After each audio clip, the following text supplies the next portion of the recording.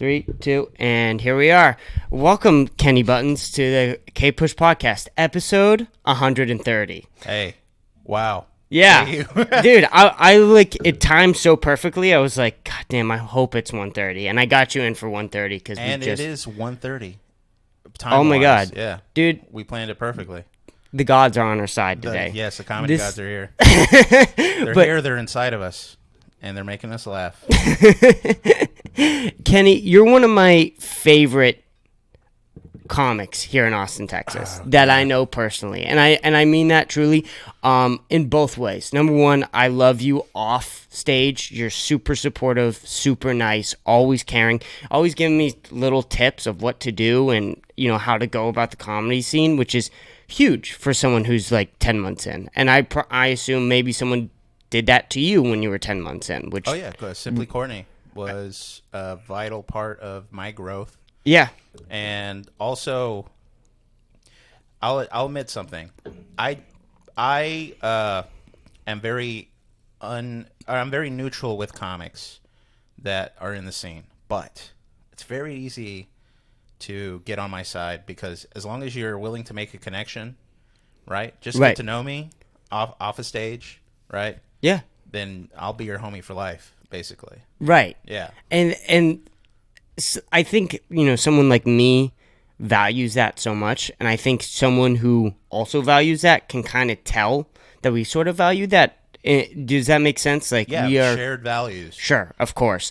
And you're also so wise. Like, you bring off, and I don't mean like you're this super old, like, you know it all, but the way you go about talking, the way you say things is like you look at it as like how do I say this? Like you're almost viewing your life as an outsider. Like, you're not living it. Does that make sense? Like, you're viewing it almost as someone who is watching your life play out. Right. Like, it's subjective. Yes. I'm very self-aware. Yes. I try to be so much. I try to... Okay, there's a big difference between, like, caring what people think. Yes. I don't care what people think. I just want to present myself in a certain way that is my most honest self. And that honest self is full of flaws, full of problems, whatever. Right. But I also want to give... my goal is to give you the best of myself as well as the worst of myself in a honest package. Yes. And deliver it to people. Right. Well, I mean, that's all I see at open mics. I mean, you are, like, seriously coming off stage, you say it to everyone. You say, good set. You try and support the people who you like and who are trying to be funny. Yes. Always.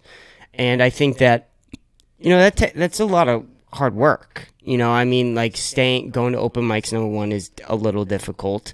And then on top of that, you're going up, you're risking bombing, and then also staying with a positive attitude.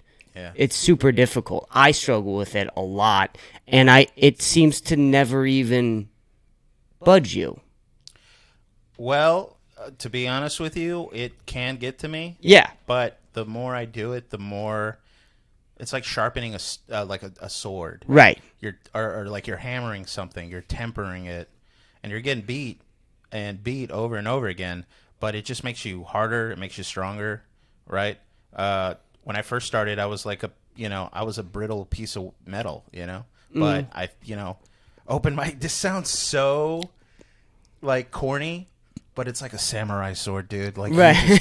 Every open mic you go to, it's one more fold in your hand. Right. Into you're like the perfect katana, and you're just slicing through audiences. Yes. Yeah. No, and that, I mean, I think Joe Rogan calls it the weapon. You're forming your weapon. That definitely sounds like a Rogan thing. Yeah, of course it does. Hey, and I'm basically Rogan, I don't see any differences. Yeah, thank you. Full set of hair, literally 60% body fat. Yeah, I'm basically Rogan. I take cold showers all the time. You a sauna guy? You love the sauna? I love the sauna. I love cold plunges. I love taking cold showers. It's something I've kind of fallen off of. But even before Rogan was like dabbling in that, sure, I was into that stuff. I love the sauna. I've never done a cold plunge. Oh, it hurts. Yeah, I imagine it does. It hurts, but it's like a katana sword. Right. every ice bath you take. No. But no, it's really cool. I think Nick V. By the way, shout out to Nick V. Oh yeah, I love that podcast. It's beautiful. I was he. super jealous that you got to do that with him. Oh my God. He's Well, so funny. I hope that one day we could have you and Nick on I together. would absolutely love that. Dude, this podcast is so much fun, and like I love because you're doing almost a social experiment live with different people, and you're seeing how they interact, you're seeing how they fuck around with each other, and me as the host, I'm kind of bringing those ingredients like together, and it's so fun watching. So like having the opportunity, which by the way, I don't know if I said this. Thank you for coming on. Like it is awesome having you on this podcast. Thank you right for now. having me, Chris. Oh, absolutely. You're not gonna out-polite me, motherfucker. You honor me with your podcast. But it's so much fun. Like I'm able to have you and Nick on. Yeah. So like, why wouldn't I have you and Nick on? Yes. Like I know you both, and that car ride to Oh, that was that was a podcast. That was like it was a podcast, and it's like in real life. it's so much fun. Yeah. And that's what it is with comics. Is that it's so weird because I think all comics they feel really out of place. All their entire, I did really out of place for like their entire life, right? Mm-hmm. And then you can find these small pockets. Like comics will get along in some pockets, like maybe fighting or maybe some of the bad stuff like drug dealing and stuff. Maybe, Yeah. but Alcoholism. right, Yeah. all that. Comics will go there too. But when you find like comics and they're all like you. We're all kind of alike, if that makes sense. We all sort of have that kink in our brain. Yes. And so it's so awesome when we're able to get together and we see for the first time that we're not like the only one. Yeah, like we're not so different. We're not so different, and that's the beauty. I mean, that's definitely one of the benefits that I was looking for when I first started comedy. Was like, can I find a group of young men and women who have this need to be heard, to be funny, and Right. try to genuinely create a craft, an art, and to share it with people and share it with themselves. right. It's hard to find that in your coworkers or with your family or even with your regular ass friends that Yes. don't do comedy. Maybe they like comedy, but they would never get up on stage. They would never sit down and write an idea and then try to purposefully be funny. That's something comics can do and want to do, and they want to do it to the best of their ability. And I respect that. It's a shared value thing. Yes. Yeah. Yeah. And not only that, I even knew this is like, with early comics, I think people still with me are still touch and go. Like, you don't know even within the first year if you're going to stick around or not. Yeah. I think the podcast helps because it's like I was doing the podcast even before I got on stage. The whole reason I started this do you know why I started this podcast? I don't know if I've told Was you it this. pandemic reason? It was the pandemic and all the open mics were closed down. And I needed an outlet for comedy. Yeah. So I started this podcast and that was sort of my outlet for comedy until I moved to Austin. And that was my plan. And I can hear it because when I listen to your other podcast, like I haven't listened to all of them. I mean, it's course. hard to sit down. Plus, I also watch like professional podcasts. Of course. Since like the comics that I follow and Yes. and really care about. But you could be one of them one day, Chris, because I like your solo podcast and the ones you have with Dom and Liz. And it's like you're playful. You guys are playful. Yeah. And that's fun. That's what I like to see in podcasts. Just this playful. You're playing. Yeah. And when we're on stage, in one way, we are playing too. We're playing around with ideas. We're playing around with energies, and that's so much fun to me, at least. Right. Some people might find it terrifying, but I find it actually it's fun. It's like skydiving Yeah. or bungee jumping. Yes. It's like there is some risk, of bombing. Right. In our case, it's bombing, and so it's like walking a tightrope. Right. Like, Right. Yeah, exactly. No, it is. Yeah, it's like, am I gonna hit? I mean, and even this, like what we're doing right now, it's sort of like a dance we're doing with words, True. which is weird because anybody can talk, right? But like what we're doing here, our phones are put down, headphones are on. We're not thinking about anything else. We can't. If anything, we might be thinking about things we want to talk about for the next subject or anything. But we're thinking about this conversation. Yeah. And not a lot of people do that anymore. No, a lot of people have an agenda, and maybe I'm projecting a little bit. I don't have an agenda when I talk to people. Sure. Unless like I'm specifically trying to get to a point. Right. But in this case, I just want to get to know you. I want you to get to know me. Yep. I want us to play. I want us to have fun. And yeah, I just want to do the very best I can. But at the same time, just be myself. And that's a lot. It's a lot doing like that's a whole mouthful. We're all trying to do all at once, and not a lot of people can. Does that make sense? And like I just again similar values. I just want to have a fun conversation, make an interesting conversation, and I want to go back to you talking about Simply Courtney. He's amazing. The Austin comedy scene, I think, without Simply Courtney and Derek Dimful, I wouldn't be anywhere close right now. Them two hosting so many open mics. Shout out to Derek for sure. Oh, absolutely. I was at our bar last night. He was just a mensch, and he's so fun. He always gives me good intros. Yep. And he just he works. He works. That dude is fucking comedy. I mean, and you can tell when he goes on stage that he lives and breathes comedy. That he's always working. He's always working. Always. Yeah. And it's amazing to see because he's had so much growth from just the time I got here. Mm-hmm. Like in the 10-month span that I was here, I've seen him evolve so much. Yeah. Say what you will about Derek. I know a lot of people have opinions about him, but my opinion is he's a hard worker. Yeah. And that just the scrutiny he puts into comedy and just how much he cares about it. I mean, the guy has a dang Excel sheet with all the open mics and all the details, numbers, emails. I mean, who's going to sit down and do that? I barely have time to do anything else. Right. But to show up at comedy clubs right. and then attempt to do comedy. Yeah. This guy's putting in like background work that most people would even just not care to do at all. And that open mic list for, newcomers, for someone like me, that was so huge. And also, on top of that, he also made a list of the things of which open mics are and aren't 21 plus. Yeah. So especially for someone who's not 21, who's just coming here, that was ginormous for me. Oh, yeah. No, I went to Houston kind of just not prepared. I thought I was going to show up. So Houston's my hometown. Sure. And I went back to Houston to do open mics for like a week. Sure. I thought I was going to come in there like a knight in shining armor, just like the prodigal son returning. Right. Dude, I was showing up to clubs, and they're like, oh, we hadn't had an open mic in years. It doesn't exist anymore. And I'm like, I did that probably like 5 times during that week. Yep. Where somewhere on Google you type in Houston open mics, and there'll be a list. Yes. And then it's not updated because nobody's putting in the work.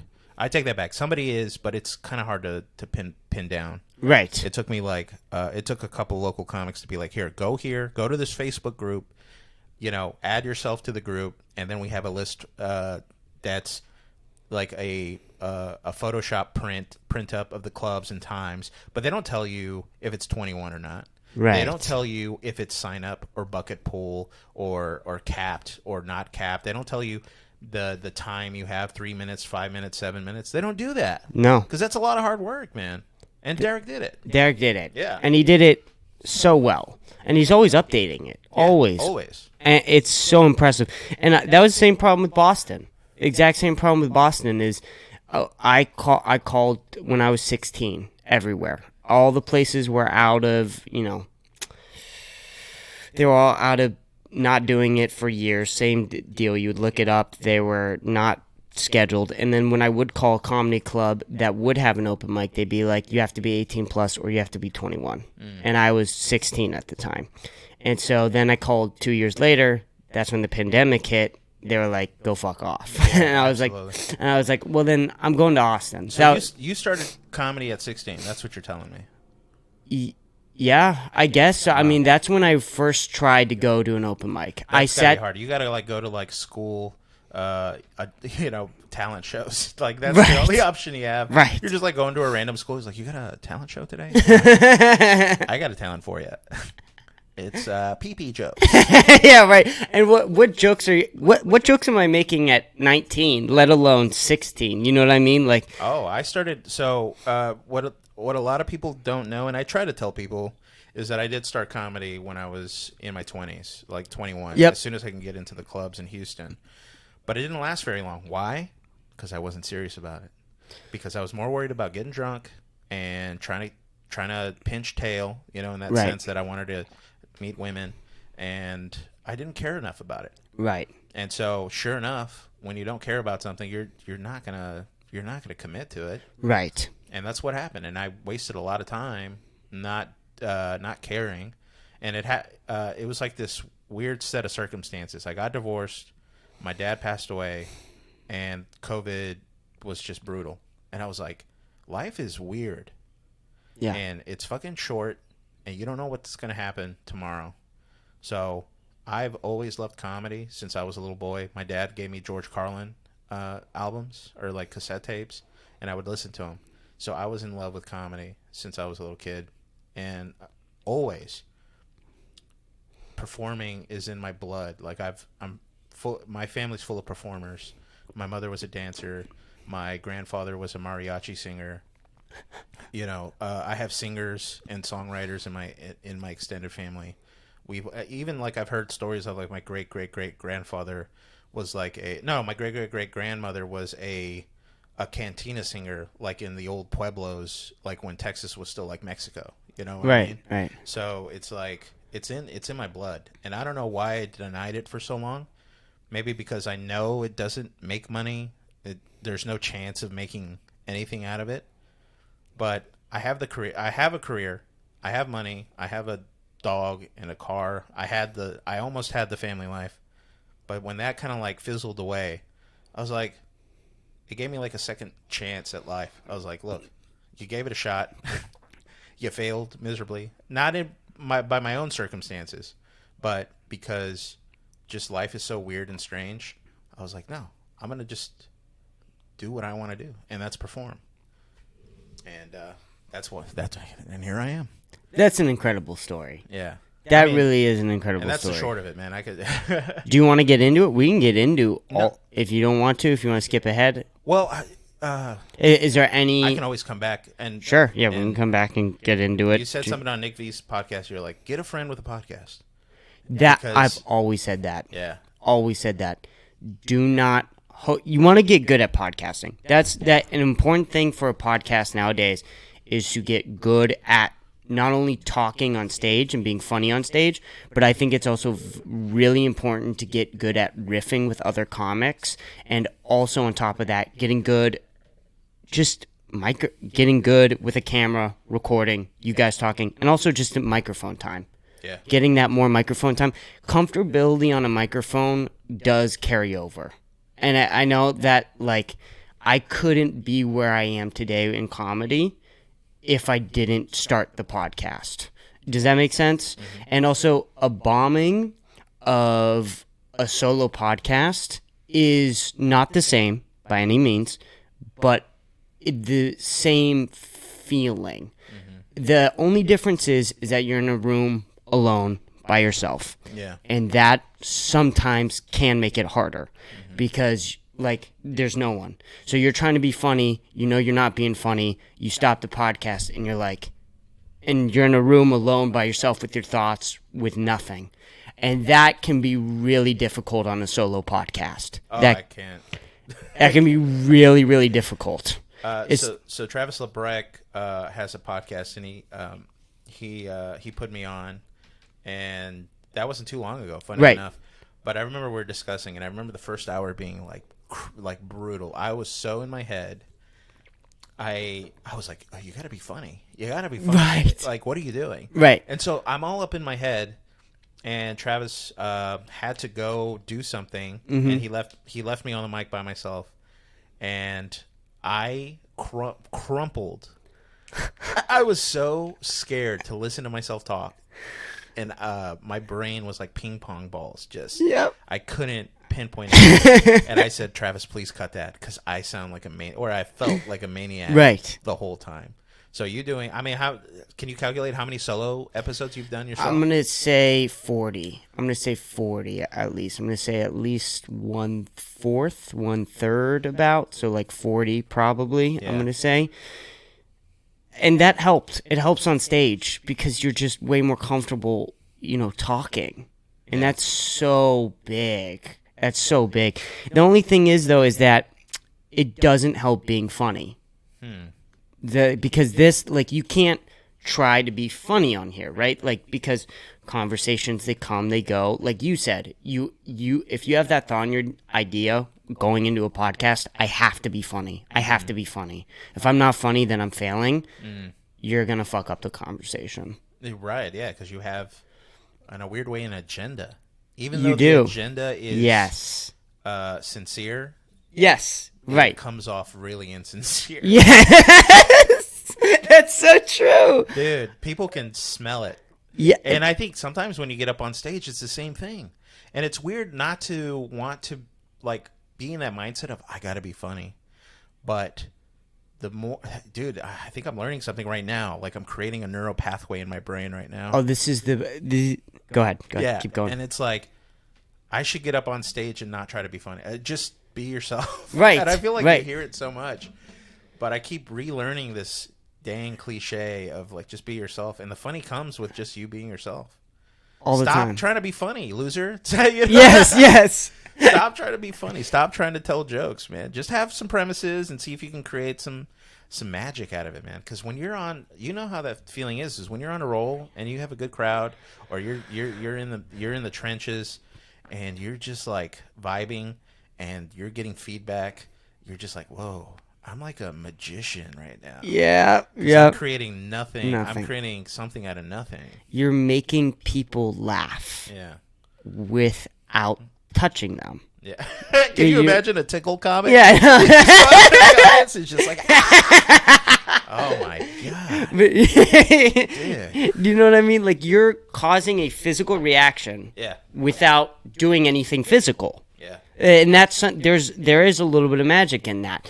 And that musicians say the same thing. I remember I had this piano teacher, and I tried piano for like a little bit. I still want to get back into it, but I wasn't committed to piano. I've owned maybe 5 pianos in my lifetime. Don't worry about it. I still don't know how to play. I can do scales. That's about it. Well, he said that music is kind of magic when you're able to, start playing, and someone is tapping their foot, moving their head, singing, dancing, and you didn't do anything physical to cause that.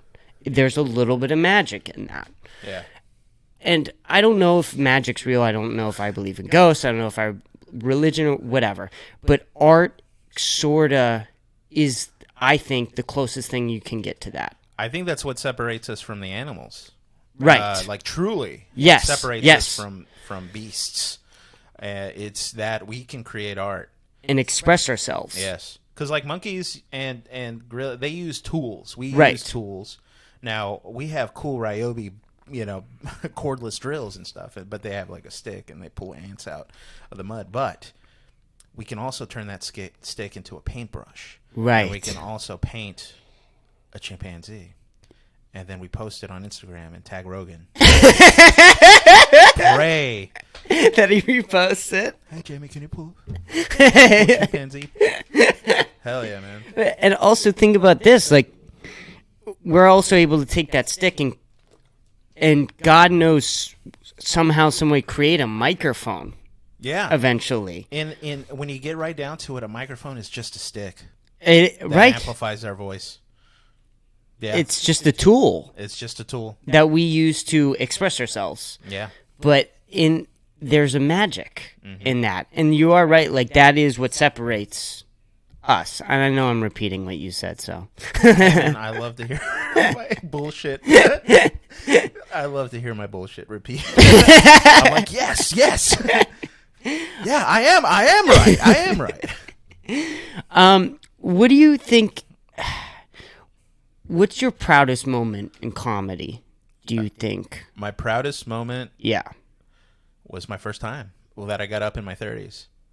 Because for years during the pandemic, and then even after the pandemic when things were opening up, I was just like, I'm going to write.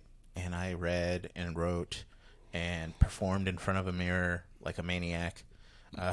Right. Comedy. But the proudest moment is when I went to Tiniest Bar in Texas, to the Tiniest Mic. I signed up.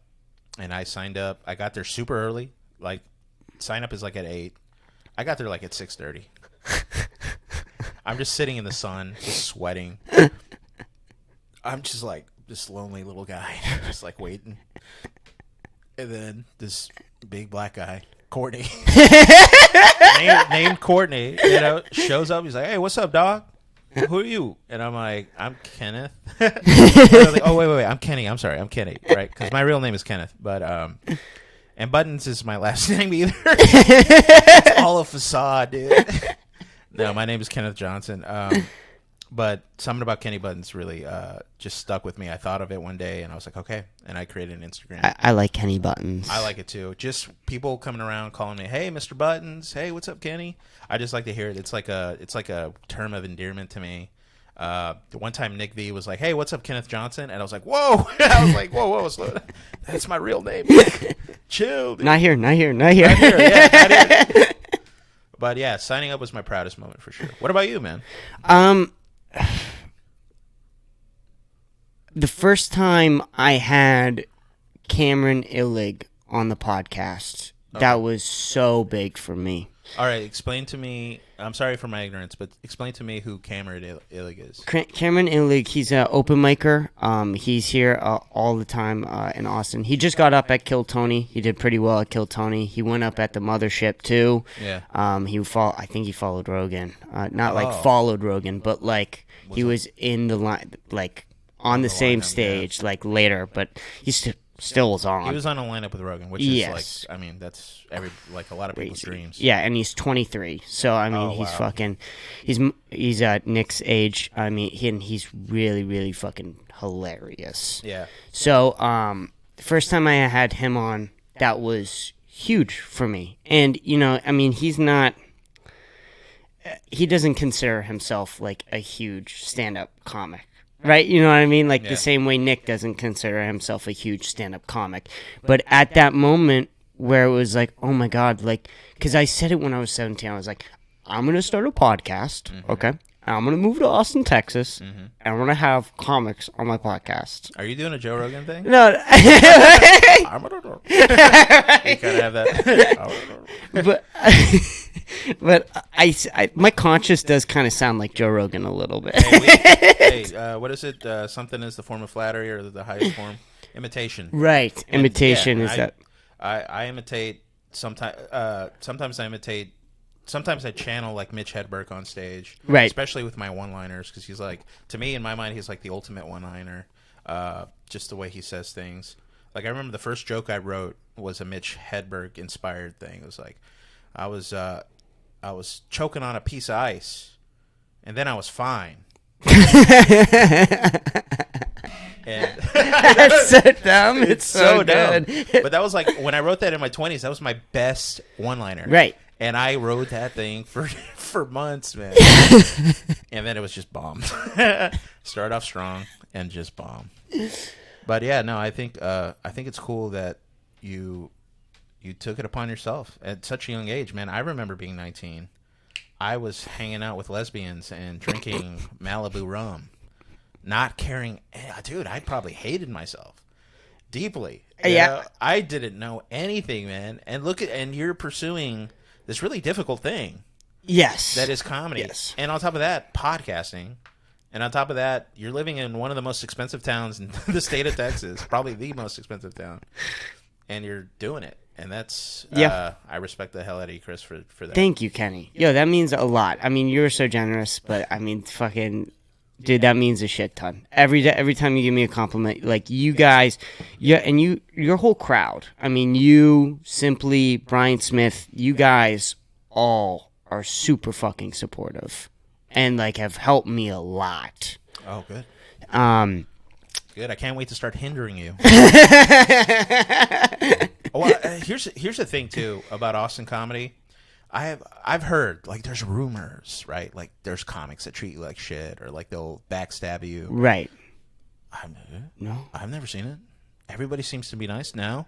Some comics have their quirky personalities, and they can kind of come off, weird. Or like distant. Yep. But that's just like that's people. And there are some I think that come off more, angry or aggressive, and then there are bitter open micers. There are. I mean, it's not hard to become one of right. those. Yeah. Nope, not hard at all. Yeah. It's really hard to stay positive, obviously, which is what we talked about. But it's, we know those people. You know what I mean? And you kind of have to know that going into an open mic is that, like, some people are just going to be a little angry, a little bit more angry than other people. That doesn't mean that they're not nice. Yeah. That there might be just a little bit more aggressive in the way that they talk or whatever. Yeah. We all come from different walks of life, dude. That's to me, that's the awesome thing about open mics, is we're all here and we have no idea really our backgrounds, but we all came to this place. Yeah. We're all here. So let's make the best of it together. Yeah. I mean, we're all moths flying to the same flame. Right. And that flame is comedy. And either you figure out a way to get there, and I'm giving myself chills. This is so corny, but like either we get to the light and it shines on us, or we get burnt out, literally. Isn't that the corny? Yeah, Jesus Christ! No, that's amazing. No, it's so good. God, you're so eloquent, Kenny. So wise. Yeah. But that's the way I think, man. I think that way, and it's the only way I know how to think because. Man, I just love. I don't know how you feel, but I love the drama of life. Yeah, and what you said about me earlier, I've never even considered that I live in the way that I'm watching myself, and it's because it's more interesting that way. Right. You make choices, and when I watch movies and I watch actors, when I'm a big fan of cinema, I love the choices that directors make. I like choices that writers make. It's all about choices. And in real life, it's not as spectacular because life is a lifetime, while movies are like condensed to 2 hours, 1 hour. So choices are what makes the difference between something that's interesting or something that's mediocre or mundane. Right. The majority of our life is mundane. I mean, I woke up super late. I walked my dog. Not very interesting stuff. Sure. But here I am. I was like, I got an interesting day ahead of me. It's because I made the choice of coming here. Later on, I'm going to go play basketball with comics. And after that, I'm going to go see a show. Nick V, I don't know if you got something to do tonight, but Nick V's doing a roast battle. Is he really? At Creek at 11. It's 21 plus. Ah, jeez. Hurry up, Chris. No, I'm so excited to be 21, though. I've never been this excited to be 21.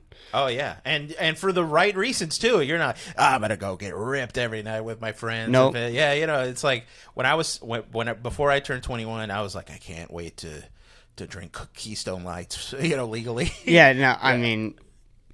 that's the part I'm scared of losing. I like drinking illegally.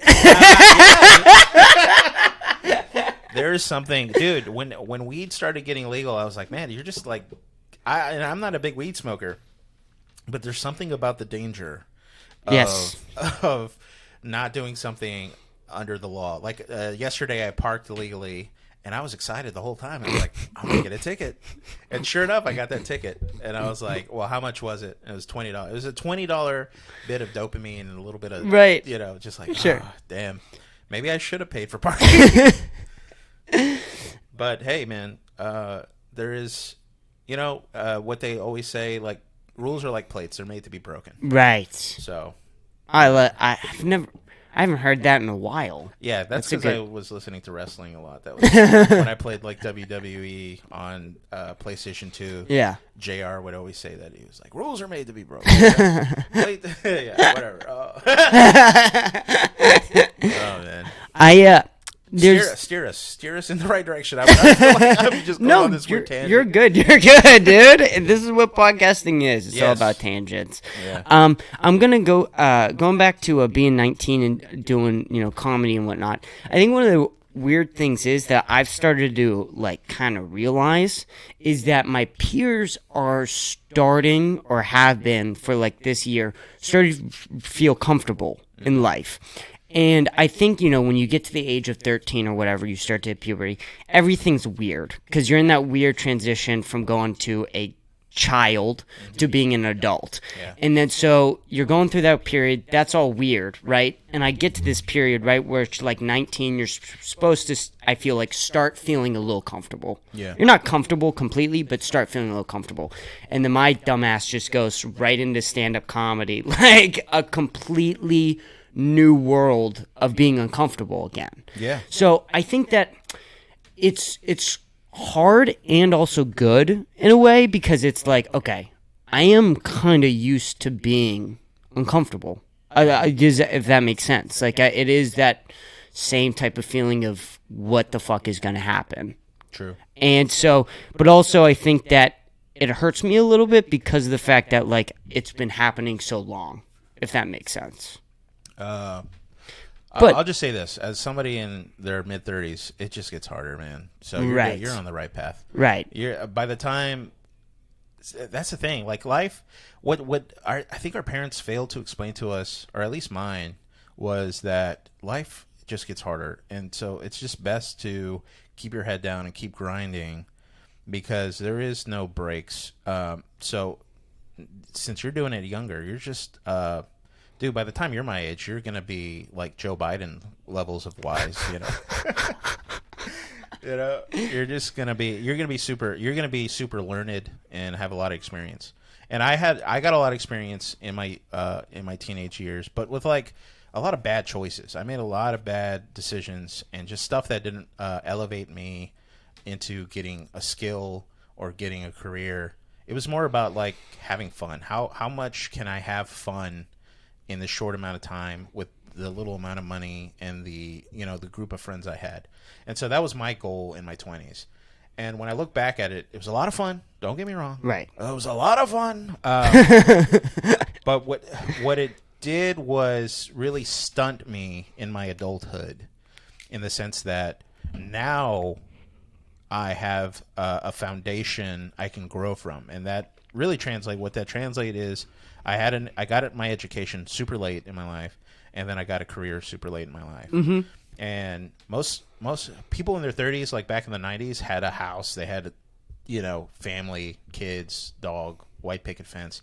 In my 30s, I rent a duplex. I have a little dog, and I have a Subaru that I still owe $20,000 on. Like, it's not a lot. It's not a lot. And don't get me wrong, I'm not complaining, because I understood that in my 20s, my priorities were not the greatest. So my point is, what I'm trying to make is like, your priorities are good, and keep at it. There's no reason that you can't have a little fun, and I think you do. Yeah. Right? Yep. I bet podcasting, even though it's probably like super stressful, This is so much fun. it is still fun. This is so much fun, and especially I don't know if you listened to the I had Cameron on. I've had Cameron on 3 times, and the third time I had Cameron and his friend Daniel Tercy. I don't know if you know who Daniel Tercy is. Yeah, I did. Oh, okay, so yeah, all right, Cameron and yeah. So I had them 2 on, and we got hammered. Oh, I mean, hell yeah. and it was fun. It was fun. We got hammered, and we were talking shit before the podcast, and then we were talking shit during the and then after we hung out a little bit, and it was fun. I had a lot of fun that night, and so. So what I'm hearing is that they bought a minor alcohol. Damn. Hey, plates, right? Plates. We're gonna break them. We're gonna break them. Yeah. No, so that's always fun. But this is always what I was trying to tell Nick. Yeah. Have a friend that has a podcast. Yeah. This is the most fun part about having the podcast. Everything else, sucks and I hate. I don't like uploading it to YouTube and uploading it to Spotify and making sure both are there. And then sometimes the file gets fucked up, and then you got to make promo videos, and then you got to upload them to different social medias. And then TikTok wants to ban your account because you said the F word too many times. And it's like, hey, I'm a clean comic, so that's not true. I'm a clean comic with a little dirt under his nails. Sure. That's a good way of putting it. Yeah, exactly. I don't mind digging through the mud. Yeah, right. I don't mind. I don't mind. A little Kenny Crawdads. That's another thing. Cool thing too about that character I do is like people. I literally have beautiful women come up to me and just be like, "Are you that Crawdads?" And I'm like, "I sure am." And it's just so cool being like recognized and stuff. Like that little taste of fame, just that little taste. Hey, what's up? What's up? It's a lot of fun. But no, I I don't want to get ahead of myself. No, I want to talk about that though. Actually, for a second, that crawfish bit. I don't want to give anything away, right? Because that's your bit. I'll do the whole 5 minutes right now. Why is it that crawfish always look like they just got caught robbing a bank? It's so funny, and also it started out. I think I probably saw, I don't know, the first 5 times you told that joke I probably saw. And you could tell me that they're 2 completely different jokes. Yeah. And I believe you. Yeah. I mean, that joke became something totally different. And you developed it within like a 2 months period where it started out with one thing. Yeah. And then you completely developed it into this, katana. Ooh, bringing it back. Hell yeah. But you did. You formed it into this weapon that you could fucking just kill. And dude, that time at Tiniest, nobody. Talk about a proud moment. Huh? Oh my God! Yeah. I went up. Nobody fucking paid attention. No one listened. They didn't want to hear my jokes.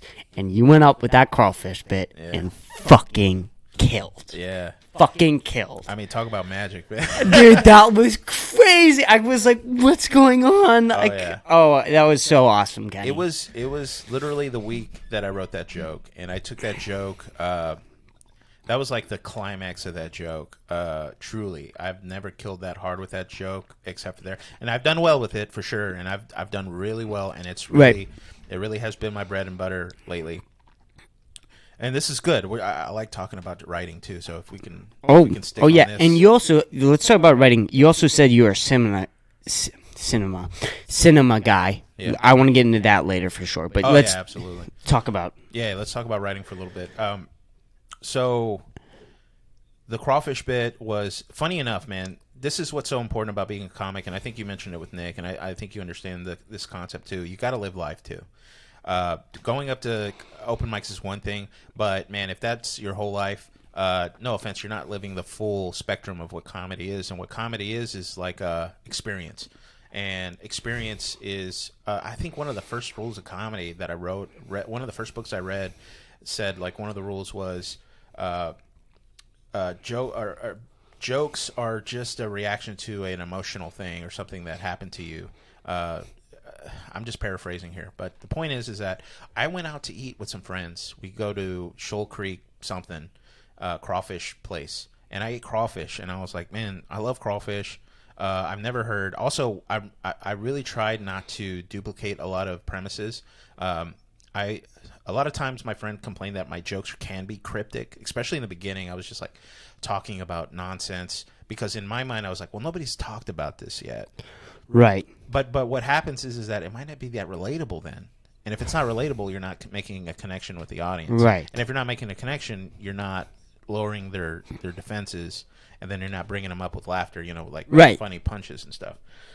But I was like, crawfish is pretty universal, especially in the South. And I was like, okay, what about crawfish? What about crawfish? Well, they every time you pick one up, they got their hands up. And I'm like, who puts up their hands? Oh, bank robbers, criminals, So that's where it started from. And then amazing. The second part of that joke was the character, Kenny Crawdads. well, I'm just a fine Southern gentleman. That character. Yeah. And that came from what's the first time? I wonder what it was like when somebody found a crawfish for the first time. And in my ridiculous brain, I was just like, look at that hole over there. Because if you ever seen a crawfish hole, it's like the most unreal thing. It's just a big mud hole in the muck. Yeah. And so I was putting myself in like a guy's head from the South and be like, look at that hole over there. And that's where it came from. And then so I was like, all right, I'm going to do a voice. I'm going to do this ridiculous dude. Did you practice the voice in the mirror? Dude, I was sitting in my car just talking like a maniac. Yeah. In this Southern accent. And I just kept building. I was just building and building and building. And so that moment at Tiniest, what you saw was me at the zenith of that joke, because I took it to C-Note. I took that joke to Lazy Days. I took that joke to where else did I take it? I took it to some other Madrone's, that coffee shop. Yep. And it wasn't doing that great. I mean, it seemed silly enough, and people were like polite about it. But every time I went and bombed, I was just hammering that katana, man. Because I was like, okay, what's working, what's not working? And so I would just reorder things, and then I would add things like, okay, Louisiana. What is Louisiana known for? They're known for eating a lot of weird stuff. And who's known for eating a lot of weird stuff? Wuhan, China, right? We had the COVID. They had the bat soup or whatever. And I was like, Louisiana, yeah, the Wuhan, China of the United States of America, which like. It's a divisive bit because people don't like to remember that we were blaming China for eating bats. Of course. But it's like, yeah, but Louisiana, they eat possums and alligators. Right. There's no real moral difference.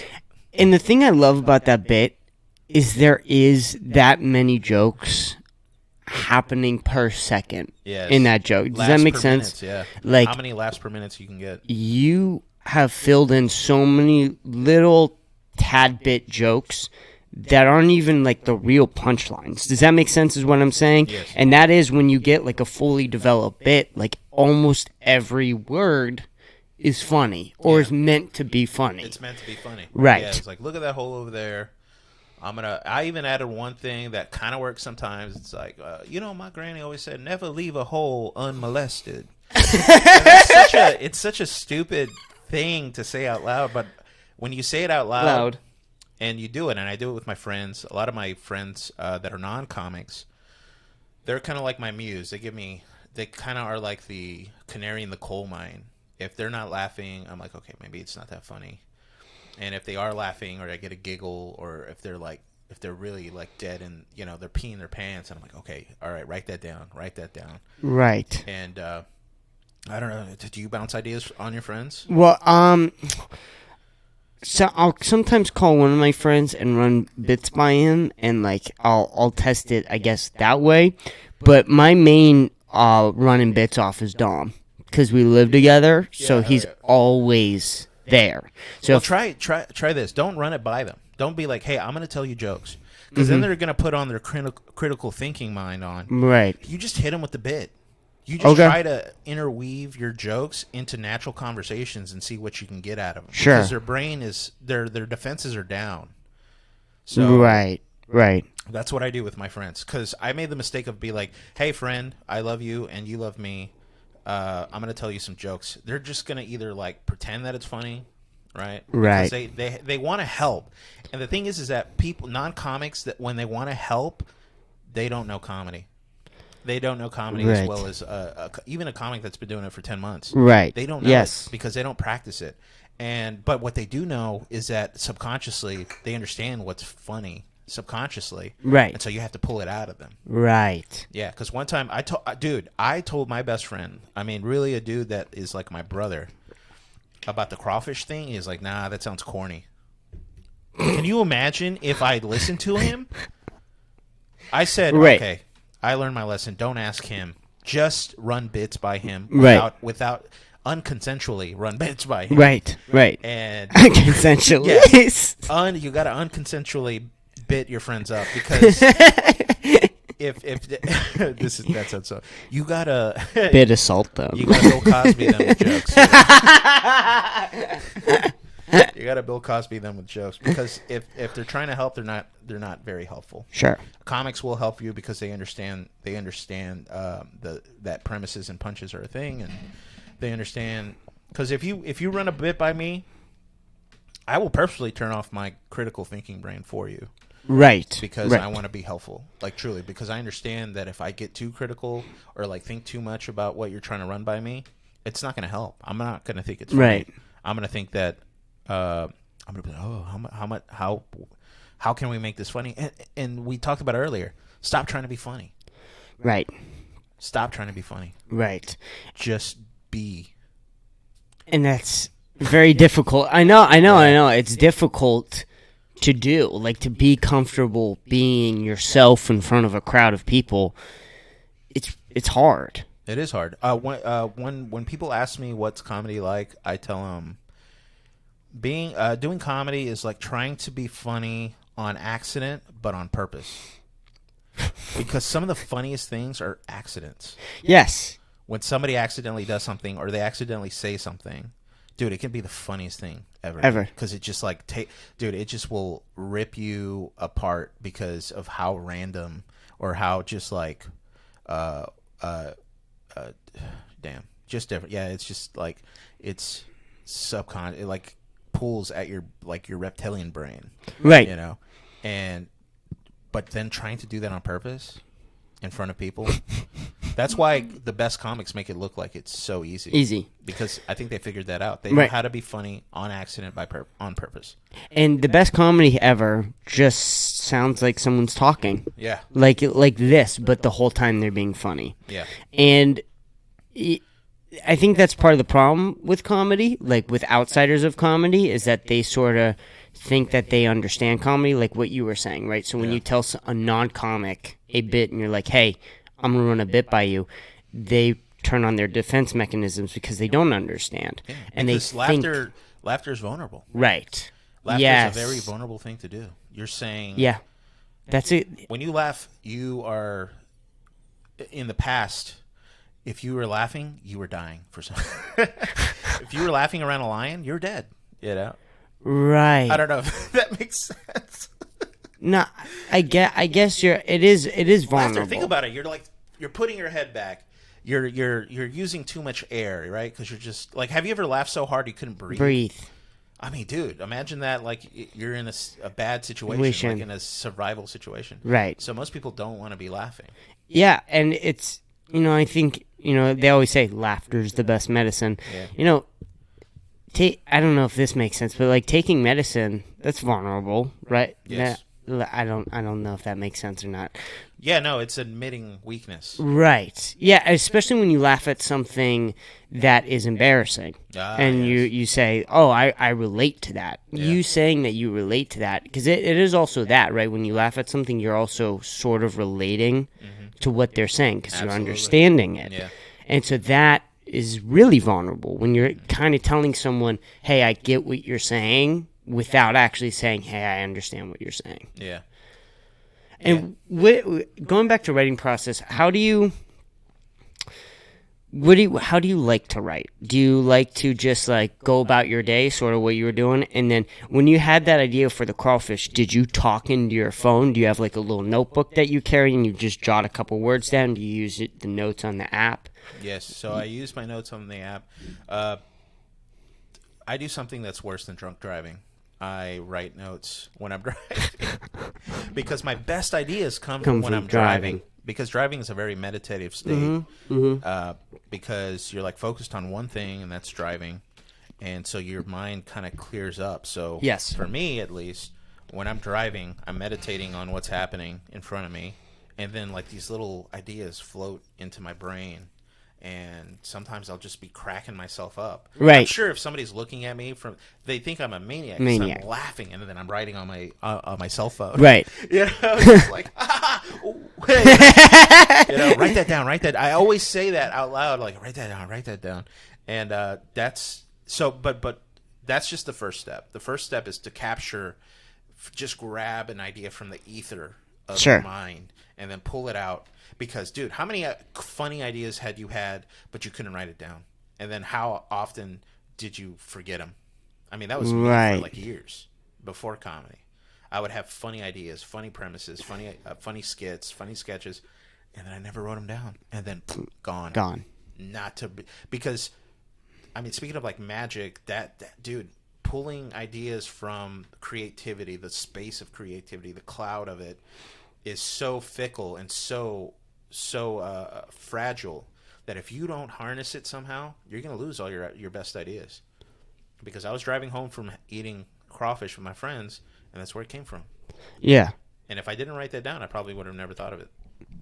Or I did think of it, but I would have never had Right. it to the place that it is now. Have you ever thought about using, memo recordings? I hate my voice. Oh, you As hate weird, your voice. As weird as that sounds, I don't like it very much. That's strange. You have a very nice, like, radio talk show voice. And I've always known that. I've always been told that, and a big part of me is just like, fuck it, who cares? But I'm like super critical. I was talking to my roommate about that the other day because we were talking about how we look and stuff like that, and we're like super critical. He's like kind of balding himself, and like, makes him cringe, and I just realized I kind of have like crooked front teeth, not like individual, but like one side of my teeth are like away. Sure. And I should have known that because I can never open up a ketchup packet with my teeth. It's so bad. I'm like, I'm just chewing on this ketchup packet, and it's like because my teeth are not aligned properly. Sure. So either, and I was talking to him about it. I was like, either you just accept who you are, and accept that when people see you, when people talk to you, they like all the good things about you. Obviously, the things that you don't like are evident. But people like you so much that they don't give it. They really look past it. Right. Like with my weight, right? I'm a big guy, dude. I've been a big guy for a long time, and that was my fault because I was an athlete in middle school and in the beginning of high school, but I didn't grow tall enough, and I went to a football school, and so when all my linemen friends turned, they became 6'5", and I stayed 5'7". My coach was like, we don't know. You want to give out water? And I was like, no, I don't want to do that. Yeah. But I quit, athletics, and I still ate like an athlete. Right. So, dude, all I could do was gain weight, and nobody taught me about carbs. Right. Nobody taught me about fat and protein and Sure. all that stuff, or calorie deficiencies. Sure. I was just like, and nobody cared. You know why? Because people liked me, and my mom always encouraged eating. And it's just like it just snowballed into where I am now. Sure. Now, I do a lot to maintain this beautiful body of mine and not spill over. I'm like a Bert Kreischer in that way. Sure. Like Bert always stays healthy enough to drink. I stay healthy enough to not die of a heart attack. Like I walk. I do a lot of walking. I do fasting. I eat a lot. I eat very clean. But I think my metabolism is just so jacked up from all the years of drinking and eating poorly for years and years and years. My metabolism is super slow. Sure. And so I've always like just maintained this big size.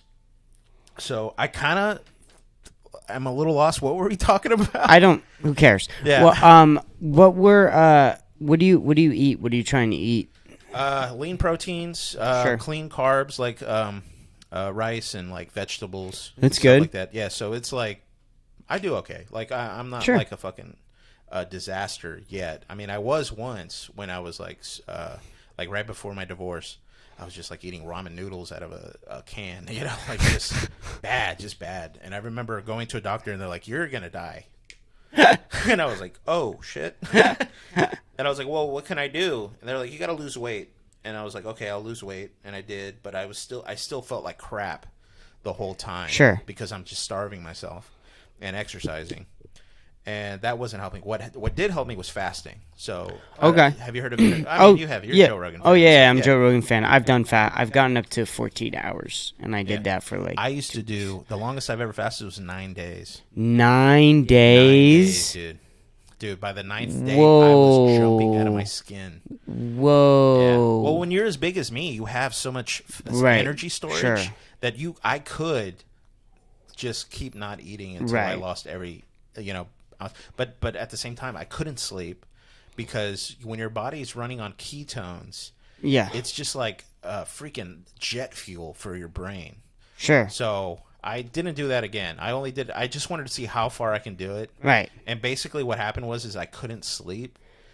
And I was just in my bed jittering, just like, oh, my brains are just so full of ketones. And I just went downstairs and ate a few eggs, and then I could finally fall asleep. Right. So I never do that. So, but 3 days is like a good amount for me, like Sure. 3-day fast. And That sounds doable. it is doable, and it happens all the time. But what I do is also I drink a lot of water with salts and minerals in them. Okay. To maintain to keep electrolytes Yep. going. Yeah. That's I'm pretty sure I might be talking out of my ass, but I'm pretty sure. By the way, me too. I'm pretty sure that's a survival tactic for your body. So when you're starving yourself, when your brain is running on ketones, you're supposed to be out hunting and getting that food so that you're not running on ketones anymore, so that you don't starve to death, basically. Yeah, no, I mean, there was this guy, again, talking out of my ass, but there was this guy in, like, Scotland, and he was as big as me, like 500 pounds, actually, so maybe 100 pounds heavier than me, and he did not eat, man, I don't want to pull out my phone because I don't want to get distracted by that bullshit, but, oh, look, hey, oh, yeah, we got... And pull it up. Yeah, pull it up. Look at Scottish guy fast for 100 days or something like that. And you'll see, he did not eat for like 150 days, I want to say. Scottish fat guy. Oh. No, I'm just joking around. Scottish guy doesn't eat or fast for a year. There you go. Angus Barkley did. So look at him. I mean, dude, we could be brothers. Whoa. We could be. He's literally my brother. That's wild. And this is black and white, so this must have been. That was a long time ago. This was like before modern medicine, really. Sure. Truly. 1966. So he fasted from 65 to 66. Look, he fasted even more than a year. 382 days. 392 days. Yeah. So this guy was monitored by doctors, and they gave him the same thing, salt and water, basically. Wow. And they just kept, and I think you don't have to get deep down into it, but I remember they were like, hey, Angus, so what did you eat? He was like, well, I wasn't that hungry. I can't do Scottish. I wasn't really that hungry, so I had an egg. He just like ate an egg and some broth, and then he was fine. And I think he kept off the weight. Wow. So it's not impossible. It's definitely not impossible to literally starve yourself. Because you're not. You're technically not starving yourself. What you're doing is just using the energy your body is stored. Right. Now, I don't recommend it for you because you're probably, like 15% body fat. You probably have one or 2 days in you before you're probably falling apart at the seams. Yeah, I like 14-hour fasts. I love 14 hours. Brain fog goes away. Yep. Yeah, you have a little bit more energy. Yep. You're ready to pounce. Literally, you're ready to pounce on a tiger or something, or like a gazelle. Yeah, and it's not too painful. Yeah. Right, like a 14, because especially because I would go to sleep. So for 8 hours, you're asleep. Yeah. So you skip breakfast. Yep, maybe skip breakfast. Skip lunch a little bit. Skip lunch. You just kind of have a delayed lunch, Yeah. really, like at 3 o'clock or whatever it is, 1 o'clock, 2 o'clock lunch, and you feel great. I mean, I know I did. I felt great, especially when I ate something healthy, like I ate just chicken. Like Yeah. As that's my go-to healthy meal. If I'm eating just chicken and hot sauce, that's like, I feel great. Yeah, there's protein and salt. And I don't know what, like... Yeah, I obviously can't do that anymore because I live in Austin. But what my go-to meal is now is just some ramen noodles and fucking throwing some chicken in there. Yeah. So I get like a little bit of protein or whatever. Oh, protein's important, man. Carbs are truly, they can be tricky because of the different kind of carbs there are. Right. You know, long chain carbs and short chain carbs. And you have to be careful with that stuff. Like one of my biggest, not crutches, but one of my biggest nemesis is sugar, for sure. I love sugar. It could be chocolate, it could be gummies, it could be. So I don't keep I try to keep no kind of sugar in my house because it's too tempting. My buddy that's living with me, kind of like a roommate temporarily, you know, he loves cookies, but he's a skinny guy like you. So Right. he can eat and eat, and he never gains a pound. I eat a burger, and I'm like fat for I can feel it. Just another fat globule growing on me, and because again, my metabolism's really fucked up and weird, and but I tell him, I'm like, dude, hide those cookies because Yes. I have a certain amount of willpower. I think you've heard of this, right? You only have a certain set amount of willpower. Sure. That I can't have it in the house because I'll eat it. And Right. I'll enjoy it and I'll love it because I'm just a fat little piggy who wants to eat cookies like everybody, like anybody else. Right. Right? Why not me? Why not me? Why can't I eat cookies? But I know because of age and all that stuff. It's like you can't bounce back, and you'll learn this when you get older too. It's like the older you get, no matter how healthy you are, your body you're just in the air more. Right. So you got oxidation, and it's just like when I was your age, a hangover would last like 2 seconds. I'd wake up with a little headache, and then boom, I'm off to the races. Right. Now I get hangover. It's like a half day just Yep. babying myself to feeling even a little normal. Just like eating broth, just taking Tylenol, going back to sleep. Right. Just like walking my dog in the neighborhood, just like good. All the neighbor ladies are like, "Are you okay?" And I'm like, it just, it's so bad.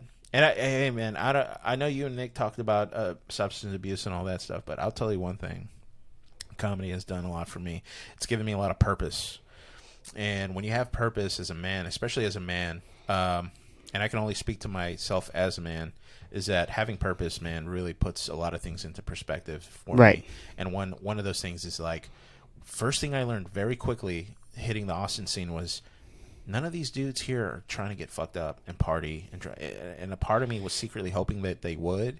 Sure. But I learned very quickly that that's not the case. And you know what? I respect the hell out of that, and I'm going to do the same thing because people are here to work. Yes. And I'm going to be here to work.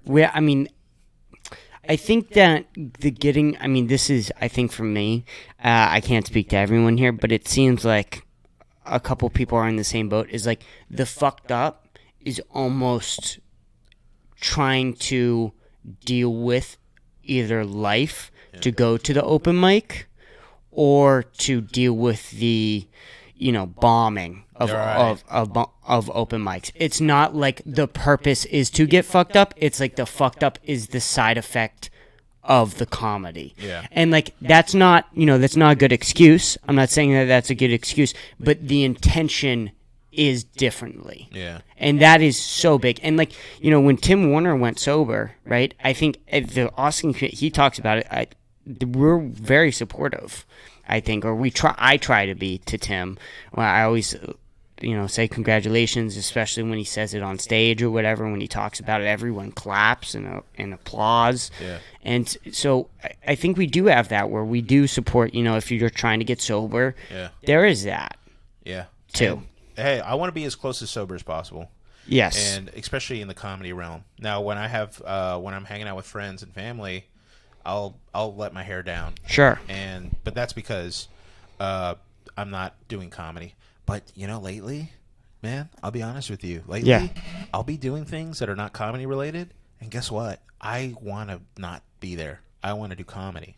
Right. I want to be thinking about comedy. I want to do comedy related things. Man, I don't know about you, but I've been having comedy dreams where I'm at open mics. No, the other day I had a dream about being in a theater and they announced my name. And I was like, whoa. And I woke up just like I was just so like, whoa, dude, this is like truly taking over my life, like in a good way. Yes. Where I'm like, in a weird fucked up way, I'm like proud of myself. I was like, man, Kenny, you're truly obsessed with this thing right now. And I like it. I like this feeling of having purpose. And it's like something I didn't have before at this level. One thing I'll tell you, Chris, about myself is that I learned this year that anything good that's happened in my life is because I put myself into it in the sense of setting goals and moving forward. Whether it's writing those goals down or just like really, really affirming those things. Like my first year in comedy, I was like, all right, the goals are get on stage, 2 or 3 times a week, and I did. Now I wasn't always perfect about it, but don't beat yourself up about that stuff. 2, get paid to do comedy. 3, make comedy friends. Not only have I smashed all those goals, I went even further. I've done comedy outside of Austin. I've done comedy in Houston, San Antonio, San Marcos, Lockhart, Manor, Pflugerville, freaking Fredericksburg. I mean, that wasn't even my goal, but those I consider those bonus goals. Sure. That I got. And if it wasn't for that, man, and if you don't do this, please do it. I think anything good in anybody's life is because you actually set yourself out to do something. Right. And I think it's like, I always hear it. You always hear it from like people that are like, oh, you got to have goals and achieve them, blah, blah, blah. And I used to like, whatever. Right. Whatever, dude. That sounds so lame. But it's like true. And it sucks that it took me so long to get here. But at the same time is that I'm glad I did. Because if I didn't, man, where would I be? Where would I be, Chris? Yeah. You know? You'd just be thinking about crawfish. No, not even. Man, I've never. I love crawfish, but now I'm. No, it's. I love the. Sometimes I'll open up. It's like, well, I'm Kenny Buttons, and I specialize in crawfish comedy. Sure. And as silly as that sounds, it gets a laugh. Right. Especially from like, it's weird when I do it. I know it'll work with my comic friends because they understand the reference. But even among people that don't know me, like audience members, they'll laugh because it sounds so silly. Right. That they can't help but laugh, and that's what I want to do. One of my goals on performing is how can I get up on stage, immediately ingratiate myself with the crowd, get them comfortable, get them to understand that what they're about to see is just silly, goofy stuff, and let's get things rolling. Let's pull down those walls, and let's just get into the fun. Sure. Because I think what you can do that. Then you can take them anywhere you want. You can just grab them by the hand and just pull them wherever you want to go. Right.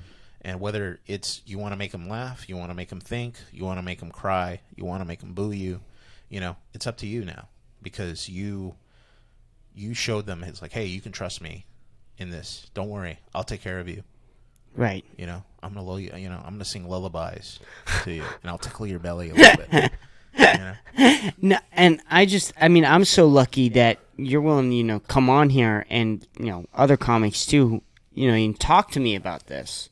You know what I mean? I'm gaining these like small little knowledge points from what you've learned, and now you're telling me, and now I'm learning from your experiences. Yeah. And so I'm super lucky that I have that opportunity to learn from you guys. Yeah. And we're going to constantly be learning together.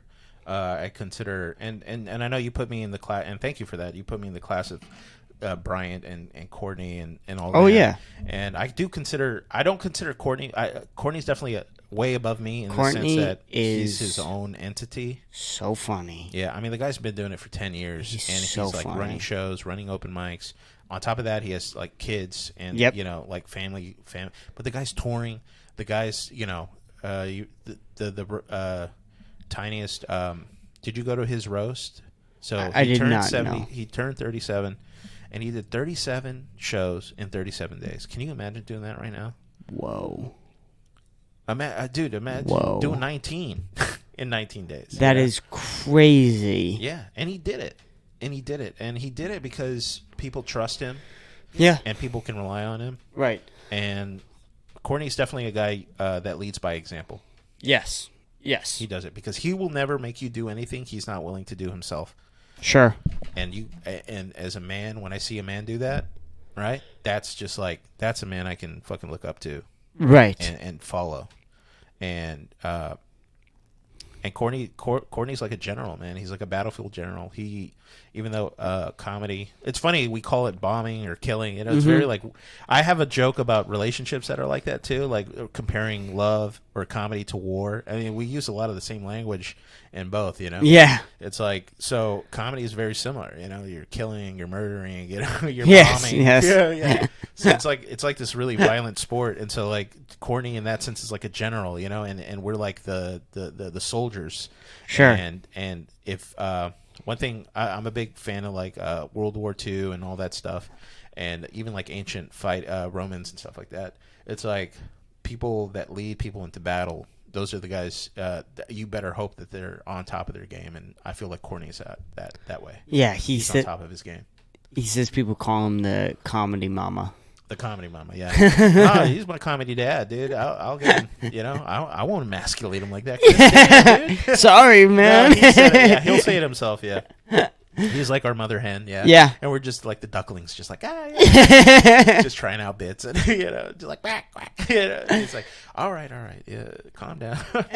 But one thing I'm learning a lot from Courtney and from other comics is, and this goes back to just being.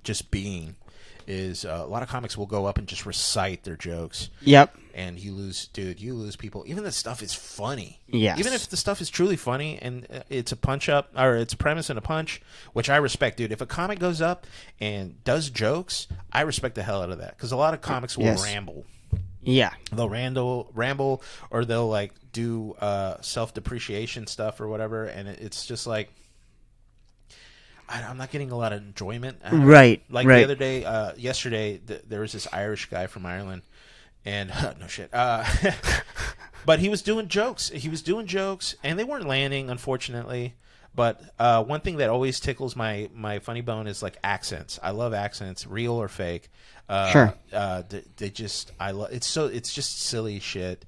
And if you'll get to the dumber an idea is, but like.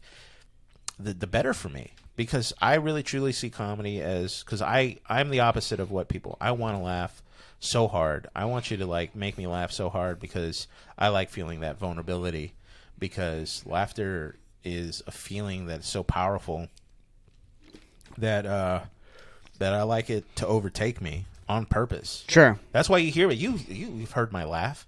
I am very self-conscious about my laugh, but one of the first compliments I got from other comics was like, I like Kenny because he laughs so hard.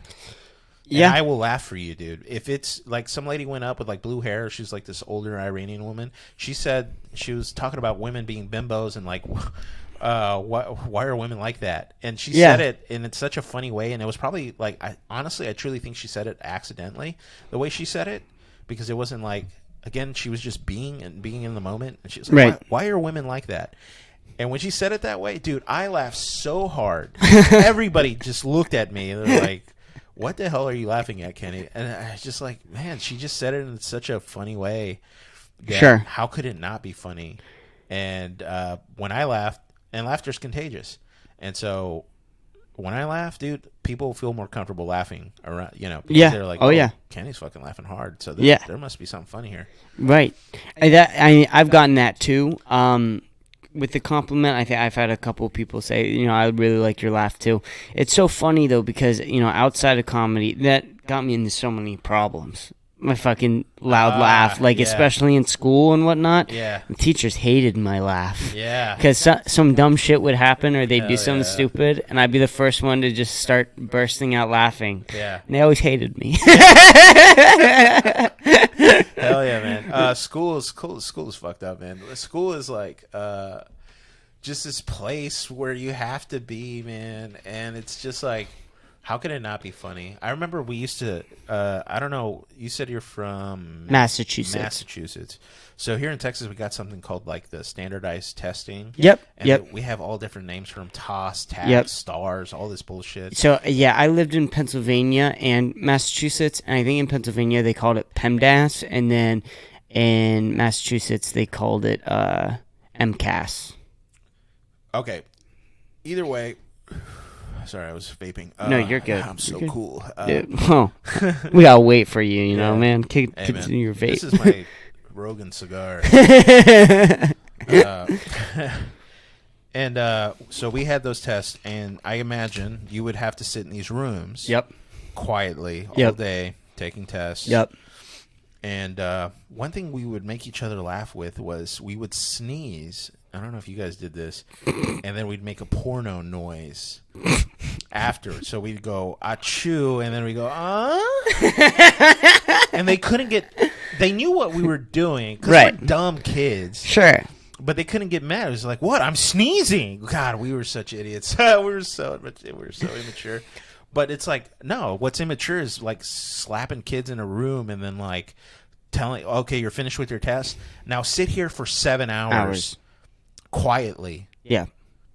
You're a prepubescent boy and you're so pent up. You want to go play. You want to hang out with your boys. You want to go to the lunchroom.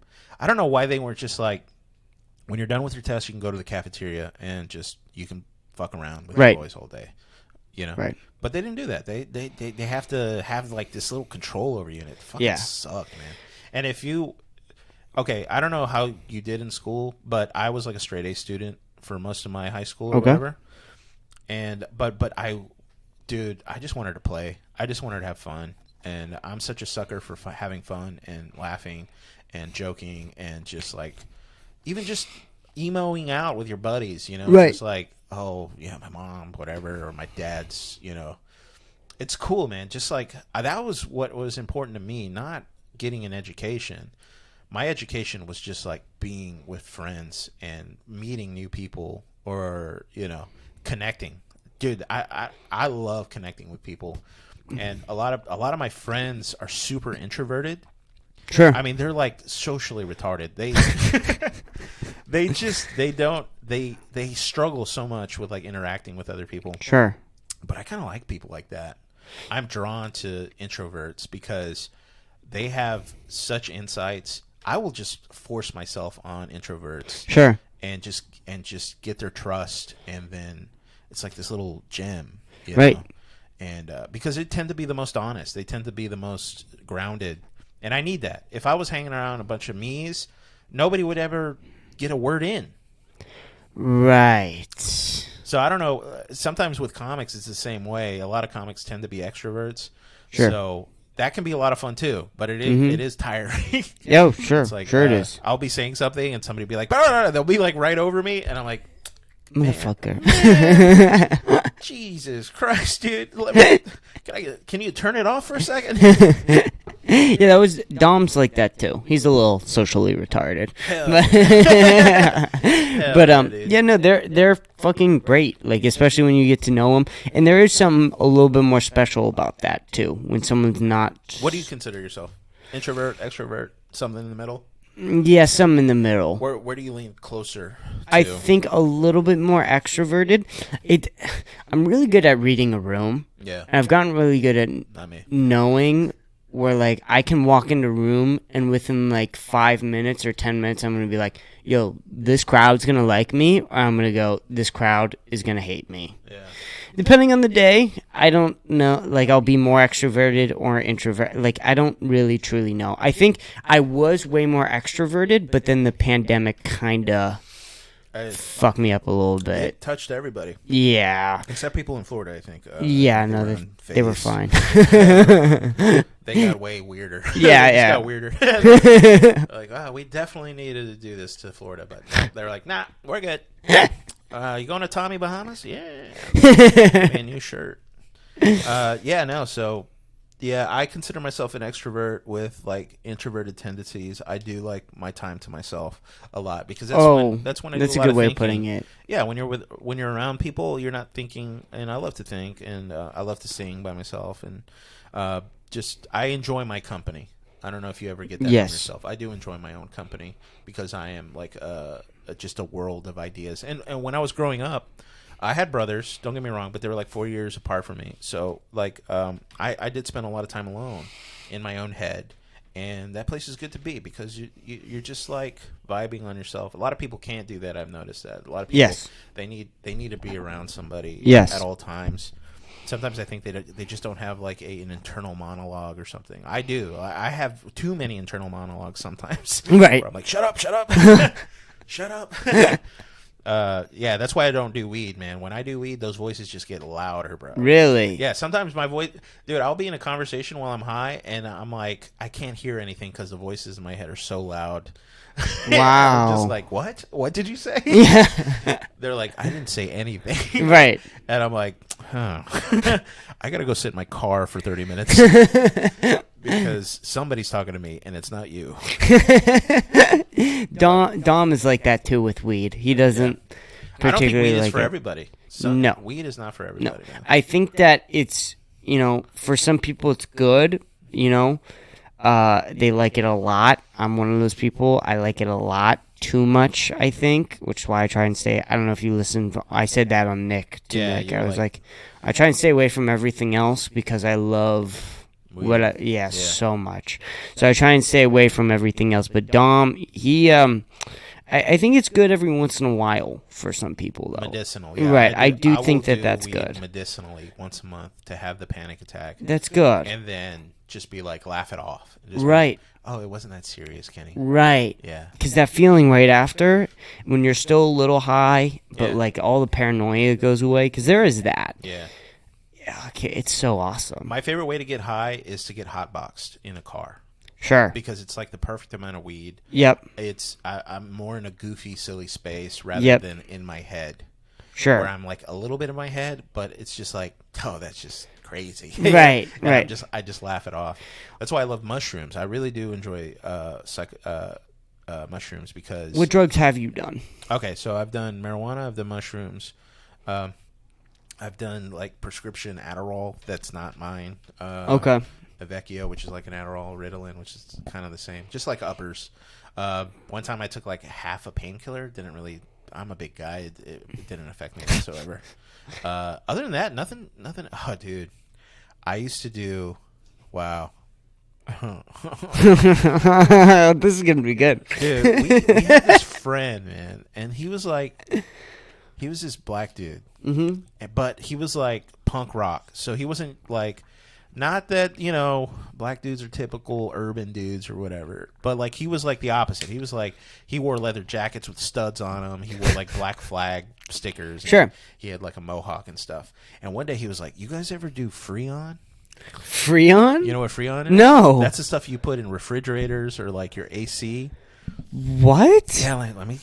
Okay. Okay. All right. I'm. So we go behind our friend Bobby's house at the air conditioner unit, and there's like this little tube in the back, and it has like a little piston, kind of like a car, pressure tire Sure. a stem or whatever.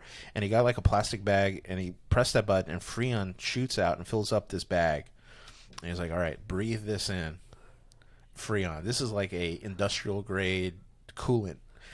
And I'm like 16. I don't know, I don't know what's going on. Dude, I fucking huffed it. Bro, your brain turns into a goddamn kaleidoscope for like 30 seconds. You're just rolling on the ground laughing hysterically.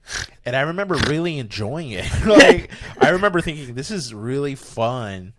And everything's just like, whoa, whoa, whoa, whoa, whoa, whoa. It's like a freaking... Sure. Yeah, it's like Skrillex is in your brain. And you're just... And it only lasts for 30 seconds. You just breathe it out. And I remember doing that for like a week.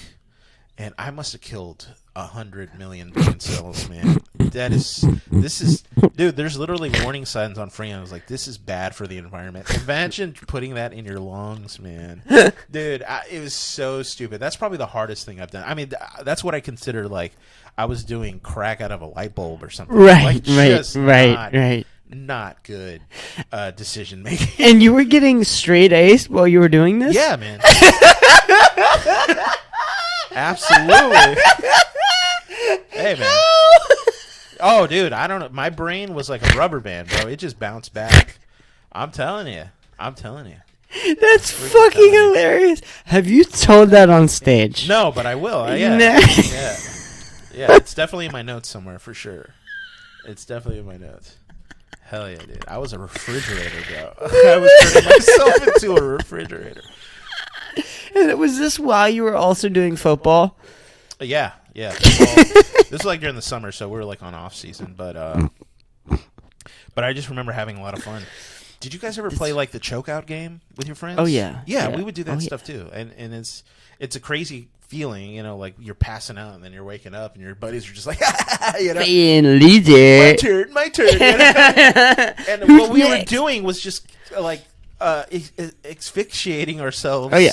In a dark room, Dude, I mean, when you're a kid, truly, you are on your own. Especially like my parents' generation, where they were that part of generation where like mom had to work, dad had to work, for sure. So parents weren't home. Right. So we were on our own. and that was fun. That was a lot of fun. That's You could crazy. dude, we're so lucky that nobody got hurt or Right. truly got hurt, and we definitely got lucky there. But when I look back, I'm like, wow, we were idiots. Right. Oh yeah. Oh Truly yeah. idiots. Dude, I used to throw house parties when I was like your age, probably Yeah. younger maybe. Yeah. So my parents would go to like, so my mom's from Colombia and my stepdad is from Dominican Republic. So they Yeah. would go to their home countries for like months at a Yeah. time during the summer, and I would throw house parties, and I'm talking about house parties full of 16 to 19-year-olds. And I would get my older brother to buy us just like the cheapest vodka you can get, and I would make the 5-gallon bins. Right. And Yep. I would call it the Sick Nasty because it was watermelon juice, watermelon Snickers, and as much vodka and Sure. like watermelon Jello mix you can Yeah. make. So it would taste like watermelon syrup, but there was so much alcohol in it. People, dude, at the end of the night, the amount of fucking red vomit I had to clean out of my bathroom was just egregious, bro. Like, it was so bad. And I was doing this to my friends who were all minors. Right. And they all drove to my house because, like, in the neighborhood I lived, that you couldn't not drive. It's Right. everything so far away from each other. Sure. Dude, and not once did we get the cops called on us. Not once did anybody That's die so or like, lucky. have fucking alcohol poisoning. That's so lucky. Easily could happen. Yep. Oh yeah. Easily. Yeah. I feel like my generation is definitely the helicopter parents generation. Yeah. But the helicopter parents didn't know shit about the internet. So like we're the generation before like. Snapchat was popping off, Instagram was popping off, Facebook had been around with Twitter maybe 5 years. Yeah. So like we're talking 2010, 2013. I would grew up like I was married. Right, I exactly. was trying to have a family. And 2015, I was fucking a teenager. Yeah. And like still everything was brand new, and by that point we were all addicted to it like already because we had already from fucking 10 years old we were I started watching porn at 10. I was on all social media all the time. Dude, I got crazy with the internet. I got wild with the internet. Yeah. And I consider my generation the guinea pigs because I was born in 89. So I remember a childhood where people had landlines. Sure. And if you wanted to talk to your friends, you had to talk to your parents because they were answering Yep. the phone. Yep. The internet was dial-up, and it sucked. It sucked. You couldn't do anything on it at all. Maybe you can get on MapQuest or whatever it was called to find somebody. Dude, a world without GPS? That is insane. Yeah. I don't even know what that's like. Right. Like, I literally can't concept the idea of no GPS. Yeah. That's how far I am from, like, your generation is. The idea of no GPS is almost caveman-like to me. Yeah, we had to. Luckily, we were able to print maps. Right.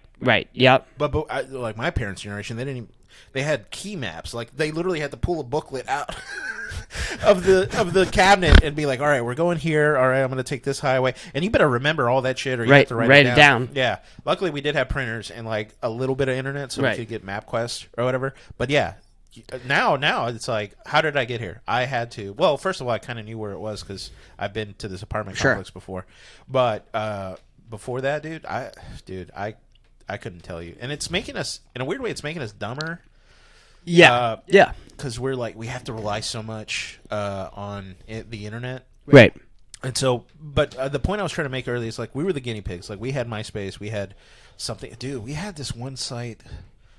I can't even think of it, man. But what it was just like a text-based site that we had to learn how to code to make MySpace and those sites any fun with like putting pictures up and stuff like that. We were dabbling with like code. That's crazy. It's insane, right? All that stuff is automated now. It's all done for you. But back then, no, because it was still a new concept. Yeah. So, but I remember when all that social media stuff was getting hot and DSL was the next thing. So DSL was like dial-up, but you can make phone calls. Sure. So dial-up was connected to your phone line, and if somebody picked up the phone, you're off. You're off the internet. And then you have to restart it. Wow. And then you remember that noise, bingo, bingo, blah, blah, blah. Yeah, I've heard that. Yeah, you've heard that. That's a real thing that I had to listen to for years. That is insane. Yeah, it's crazy. It's wild how fast it changed. Oh, like, yeah. I mean, in a matter of... So when were you born? 89. 89. So from 89 to 2022 right now, Yeah. the idea of... You grew up printing out maps and then using them to get places, to the idea of that, to me, is virtually... I don't even know what that means. Yeah. I don't know what that means. Yeah. And I don't feel sorry for you. Well, I don't know. Sometimes I do get jealous of the older generations, like the kids that were like our age, but like in the 90s. Yeah. And they had beepers. Right. You know, they had beepers. And, dude, if you wanted to meet up with people, you just set plans, and you better hope that they're there. Yeah. Because if they're not, you just move along. They're like, I guess we lost Tom. Tom's not showing up. Because cell phone, I mean, dude, cell phones, you're constantly checking in with somebody. Right. You're just like, hey, where you at? Where you at? Like Travis Lebrecht, he kind of gave us a scare this week. Because Monday was the last day I saw him. Dude, this is going to sound insane. It's not even that funny, but I wanted to talk about it. Go ahead. Travis Lebrecht, I'm getting really close to in the comic. He's like what I consider like a part of my class of comics that are coming up with me.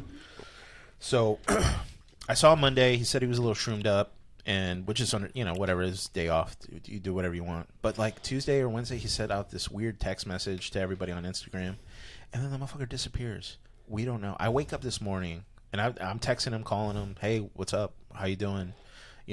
Where? Nothing. And I'm like, well, he's a nurse. He's probably working a long shift. He's probably tired. So it's none of, and also it's none of my business. But I'm starting to worry. Sure. I'm starting to worry. And then this morning, in the comic thread I'm on, has anybody heard from Travis? His parents are looking for him. His friend from Michigan is looking. Whoa. Dude, I'm like, what the fuck? What the fuck is going on with Travis, man? Because I don't know him that well. That deeply, and we're just asking questions like, is Travis, we're making calls to the hospital, we're making calls to like psychiatric wards, we're making calls everywhere we can to see where the hell is Travis Lebrecht. Whoa. In the 90s you could probably disappear for months at a time, and then you just show up and you're like, hey, right, yeah, hey, good to see you. But I don't know if that's a good thing or a bad thing, truly. It's definitely good for convenient wise that you know where someone is when you need to know where they are, or when someone's running late, you can text them. That's good. What ended up happening? Is he still missing? Oh, they found him. Sorry. Yeah, wait, hold on. Wait, yeah, I was like... We found him. We don't know the details. Dude, I want to wring his fucking neck. He scared us so much. Okay, well, they found him. They found him. Okay, that's okay. He's been found. He's been found. He has since been found. I don't know what kind of condition. I hope he's healthy. But man, what a scare that is. What if the Austin... Dude, come on, that was like my first fucked up thought. I was like, holy shit, I've been ignoring this serial killer, and this motherfucker kills one of my close comic friends. Damn, son, like, this guy's real. You guys talking shit at these open mic. Dude, I'm like, this guy's not real. This is stupid. It's like, what a hacky joke.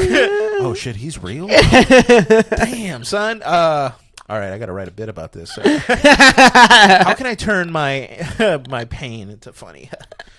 But yeah, no, it was definitely one of the first thoughts I had was like, what if this motherfucker got Travis? So crazy. White dude, he's like, he fits the MO. Yeah. And it's like, that would be the most fucked up thing I've ever experienced. And I've lost my dad. Right. My dad died in his sleep. One of my closest friends, or closest newest friends, gets murdered. Oh fuck, dude. I don't know how I'd handle that. Dude, I would hate, like, you're up in heaven, you're looking down, and every open micer that week has like a shitty, dumb joke about it. Oh, dude, it's so great. I mean, do you remember when everybody was doing Will Smith jokes? With like Chris Rock. Oh my god, I don't even bother with relevant topics. Sure. I would rather just be timeless rather than be topical. Right. Now, sometimes that's their bread and butter. Mark Norman. Yeah. Sam Morril. Very topical comics. Nah, I don't know. Maybe I need to get better at it. Who knows? I think, doing every type of comedy. I mean, at the end of the day, your comedy is your comedy, but trying out different types of comedy is never a bad idea, I don't think, because then you just get stronger in that one particular area. Absolutely. Lately, one-liners. Working on one-liners. Yeah, sure. Yeah. I know I want to get funny before I start doing other things. Yeah. But the first thing I really wanted to do was impersonations. Like, when I see Jim Carrey just do like this spot, he has so many spot on impressions that are so good. It blows me away. It's magical almost. It's like a magic trick. Yeah. But there is a payment. His face is so wrinkled from how much he has to manipulate his face. He looks like a freaking Shar-Pei dog. He just he looks bad. But I'm like, dude, that is honing your craft. That is, yes. So, do you know who Frank Caliendo is? I do not know. Look him up. He's really good with he's really good with impressions. I mean, one of the best to do it. He just never had like the career that Jim Carrey had. Sure. But Frank Caliendo is like a master at impressions. I mean, he has so many. Right. And he does it with such ease. You're just like, what the hell? But yeah, look at Frank Caliendo again. He looks like a freaking baseball mitt, dude. He's so wrinkled up because you have to just manipulate your face, and the camera can't see it. But dude, it's like it's like like one of my heroes or somebody I look up to is like Jack Black, right? Sure. Big, chubby, funny guy. Yep. And so he's so good at controlling his face. He's got the rock eyebrow. He can do all the face manipulation. Oh yeah. He can just do School of Rock. School of Rock. I mean, dude. he's so good in that. Yeah. And it's like, but you can. I think that's something you can learn. I think there is attributes. One thing I'm trying to do on stage a lot more is make more faces, because you can like say a joke and pause and then like give a person a face and it kills, you know? And it they just don't know what to do with it, so they have to laugh, right? Yeah, you know, like I have this one liner about women being scary, and I'm like, they wear fishnets. I'm a Pisces, and sometimes it doesn't hit. I just look at a girl and I like give her the eyebrows, and she's like, you know, and I'm like, gotcha, bitch. And that's just my face, yeah. And it's like, you know, think about it too, man. Like, when you're up there, obviously you've got so many things going on. Try to make a face. Try to make a connection. And you'd be surprised the feedback you get. Hold on. Go on. You're good. You were talking about in the beginning about how your dad got you George Carlin cassette tapes. Yeah. And was that your introduction to comedy? Was that like Absolutely. Sort of your love for it? Good insight, Chris. Damn. I mean, paying attention. No, because that stuck with me, because that's sort of how I got into stand-up comedy, was watching George Carlin highlight clips on YouTube. Really? Yes. Damn. So that's I didn't really know too much about stand-up comedy. I may have watched it here and there, but like not really too much. But I was in middle school, like 7th grade or whatever, and I found George Carlin, and I watched so many highlight clips. Yeah, and he has of George Carlin. I mean, dude, he was one of the comics that did that thing where it was a special a year. Right. He was one of the first. Yep. Oh, I don't know if the first, but he was definitely one of the biggest comics to do that, which is such a mind-boggling task to do. Mm-hmm. I mean, some comics do it like once every 10 years. Yeah. Oh, yeah. This guy's doing it once every year. Crazy. Yeah. And so many thoughts, so many good takes, so many thoughts, and his comedy always seems timeless to me. Yeah. Always. They are, yeah. Especially towards the end where he's just complaining. Yeah. And that's why I love to complain. That was my favorite stuff of his. Yeah, and I do appreciate the old, you know, like hippy dippy weatherman. Yep, and, I do that. I like that too. This, you know, your stuff. You put your stuff here. You put your stuff there. Obviously, not like these big mind-boggling ideas. Sure. Like, you know, fighting terrorists with fart. You know, like that. Right. You know, like it's just like silly, funny stuff. So George Carlin has an immaculate career. He went from being this clean-cut guy on TV, wearing suits and riffing with Richard Pryor, who was also trying to be clean on TV as well, and then turning into like this kind of hippie dude with the beard and the jeans and the white shirt, and then he went into like almost lecturing, kind of like what Dave Chappelle's doing now. Yeah, that's what I was just about to say. Is Andrew Schultz says that they kind of went through the exact same phase where, like, first they had to prove that they were funny. Yeah. So, like, dude, I'm killing them softly. Yeah. I mean, it's one of the stop. top Yeah. 5 for me, for Yeah, sure. stop. For Like, specials. that special alone, like, proves if you don't think Dave Chappelle is funny and you watch that, you don't like comedy, which is fine. You don't have to like it, but you don't like stand-up comedy, which is okay. But if you watch Killing Them Softly and you don't like that, you don't like stand-up comedy. And it's like a buffet of amazing ideas. It's like, oh yeah, not only is it bits, it's act outs, it's accents. Dude, it's got everything. Clever takes. Yeah. I think that was that the one where controversial ideas. Oh yeah. I think that was the one where it might be the other. I might be getting them mixed up. There's so many specials we watch, but the bit where he had about the school girl getting left off at the bus stop and she gets kidnapped. Yeah. Oh my god! Yeah. I love that When bit she so much. Herself, she was like, "I'm just 5 minutes away from my house. I can walk home." Yeah. It was hilarious, and I love George Carlin's. My favorite bit of his on his older like monologue days was that shopping mall. The United States is just a big shopping mall, and it's still true to this day. Still true to this day. 30 years later, you could play that bit exact same, and it works perfectly. Absolutely. Except he would probably say that it was more online, but I mean, still a shopping mall. Yeah. What is the internet? It's a big fucking shopping mall. His last special, he had a lot of computer jokes, which is funny because he's like this really old dude, right? And he's like explaining how folders work, and he's like, "You got a folder and a folder and a folder, and I put all my dead friends in this folder, and I put all my, and then when somebody dies." Boop! You're right, man. I let them play around. I move them around. Put these two together. It's such a funny idea. Sure. Because he's talking about life and death, really, but with the sense of computers. Right. Right. Can I tell you something? My dad. Go ahead. My dad. One day before, this was like a year before he passed.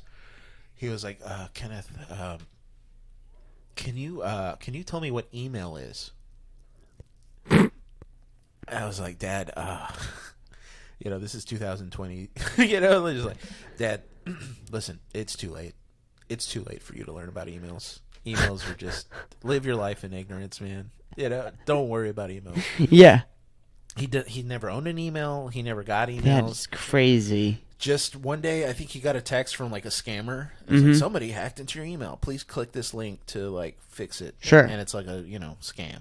Right, they want your social security number, and so he got scared. He's just like, "What the fuck's an email?" Yeah, and I'm like, "Dad, I have like 20 emails." Like, my dad hasn't even have the one email. That is crazy. Yeah, and you think like email? Like I think of emails like, "Can you send me an email?" Like, what are you fucking old? Yeah, you're probably like, "Hey, just Snapchat me." Yeah, come on, what the hell is just this? Snapchat me your resume. All right, no cap. I don't know. No, it's pretty accurate representation of my generation. Oh, yeah. I'm telling you. Yeah, I always like younger generations. I think you guys are full of fun, quirky. We're things. pretty crazy. Yeah, and I like it though. Yeah, I like it. Like I feel bad for you guys because I didn't like growing up in it. Oh, I can imagine. It's like I didn't. Chaos. I mean, obviously, as an outsider, I'm like, that looks like fun, right? But then I sit like as a millennial, just like, it's just like, this is better, But I feel bad for you because you guys took the cancel culture and all that stuff, and all this stuff. I feel like millennials really did that to you guys, like this whole like, oh, we have to be more PC and all that stuff. Sure. And I just like Gen X was not like that. The generation before me, they were into pee poo poo jokes. I mean, I'm watching movies like American Pie and all these movies about college, and people are calling each other the F word and like, just all the stuff that people like cringe right now. Yeah. That was my generation. We got too soft, and I want to say it's because I'm closer to Gen X than I am closer to Gen Z. Yeah. But I feel like the second half of millennials just got to, I think it was because of the Obama generation.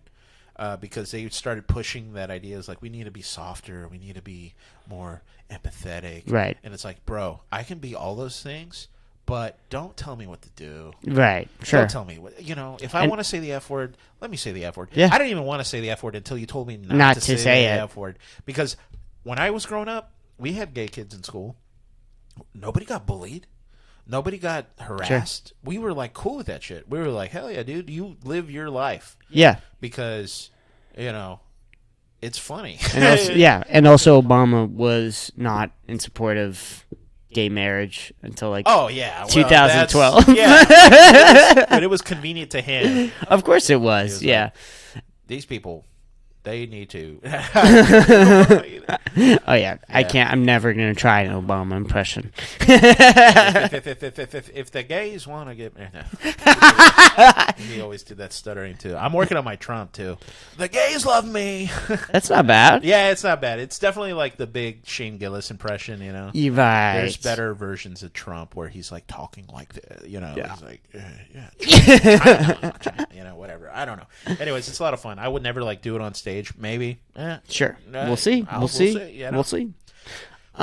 Yeah. But do you want to take a break? Yeah, let's take a break. Pee. Yeah. All right. Here we go. We're an hour and 50 minutes in. Here we go. Yeah. Ready? And we're back, everybody. Welcome back to the Kpush podcast. We got Hello, I'm here now. Yeah, someone joined. Hi guys. Hey, what's up, Dom? What's up, Kenny? Dude? How are you? Is that short for Dominic? Dominic, yeah. Hell yeah. So, Toretto. Kenny short for Kenneth. So, is Chris short for Christian or Christopher.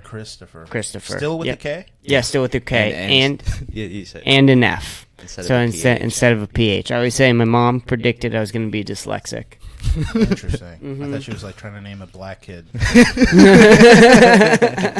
Can you say that? Can we say that? Yeah. Oh, dude, we're 2 hours in. We can say whatever we want. Yeah, people have tuned out. No one's listening, and if they are, they don't care. Hell yeah. No. I listened. I am picky about what I listen to, like Sure. I said earlier. Yeah. So I definitely watched the whole Nick V stuff. Did you get to meet Nick? Nick? Oh, yeah, no, I've met Nick. And then I edited that podcast, and so I listened to that one, too. Oh, you edited for Chris? Yes. We all do. It's me, him, and then we have a friend in Mass, or North Carolina. Yeah, so we actually have a small little team. Hell yeah. So it's me, Dom, then we got a kid from North Carolina. He says he wants to move to Austin he's not a comic, but he wants to move to Austin he could be, but we don't know. We don't want to call him a comic before he's gone on stage. Right. But exactly. He's funny. He is funny. But he's from North Carolina. He says he wants to pick up his business degree, and then he wants to come down and work here in Austin and help us out with the podcast stuff, which he's been great doing already. Oh, nice. And then we have another friend, Sam, and he lives up in Massachusetts. He goes to school in Rhode Island right now, and he also helps a lot. That's awesome. That's great. Something I've learned is it's hard to go at it alone. It's terrible. Yeah. It's the worst. Being alone is truly a detriment to yourself. There's a lot of people that are just oh, I got to do everything on my own. I got to do it on my own because I know what I want. But man, dude, you're just killing yourself at that point. I wouldn't be anywhere near close if I couldn't figure out how to. And that's a skill too. Is learning number one, giving up creative ability. Okay, hey, I'm not gonna make this promo. You know what I mean? I'm going to give it, I'm going to delegate it to you, and I'm going to let you kind of do whatever you want with it. And then also, I'm going to let you fail. I'm going to let you fuck up my promo, even though I wouldn't have done it that way. You kind of need to fuck up the promo because that's the only way you learn. Because I fucked up a bunch of the promos. My first couple of promos, I don't like watching. They're so much better now because I've been doing it for a year. Yeah. And so, when you do something for a year, you get better. I'm not a master class, right? Dude, the first thing oh shit. You're good. Chris, please. Let me fuck up. Let me learn. All right.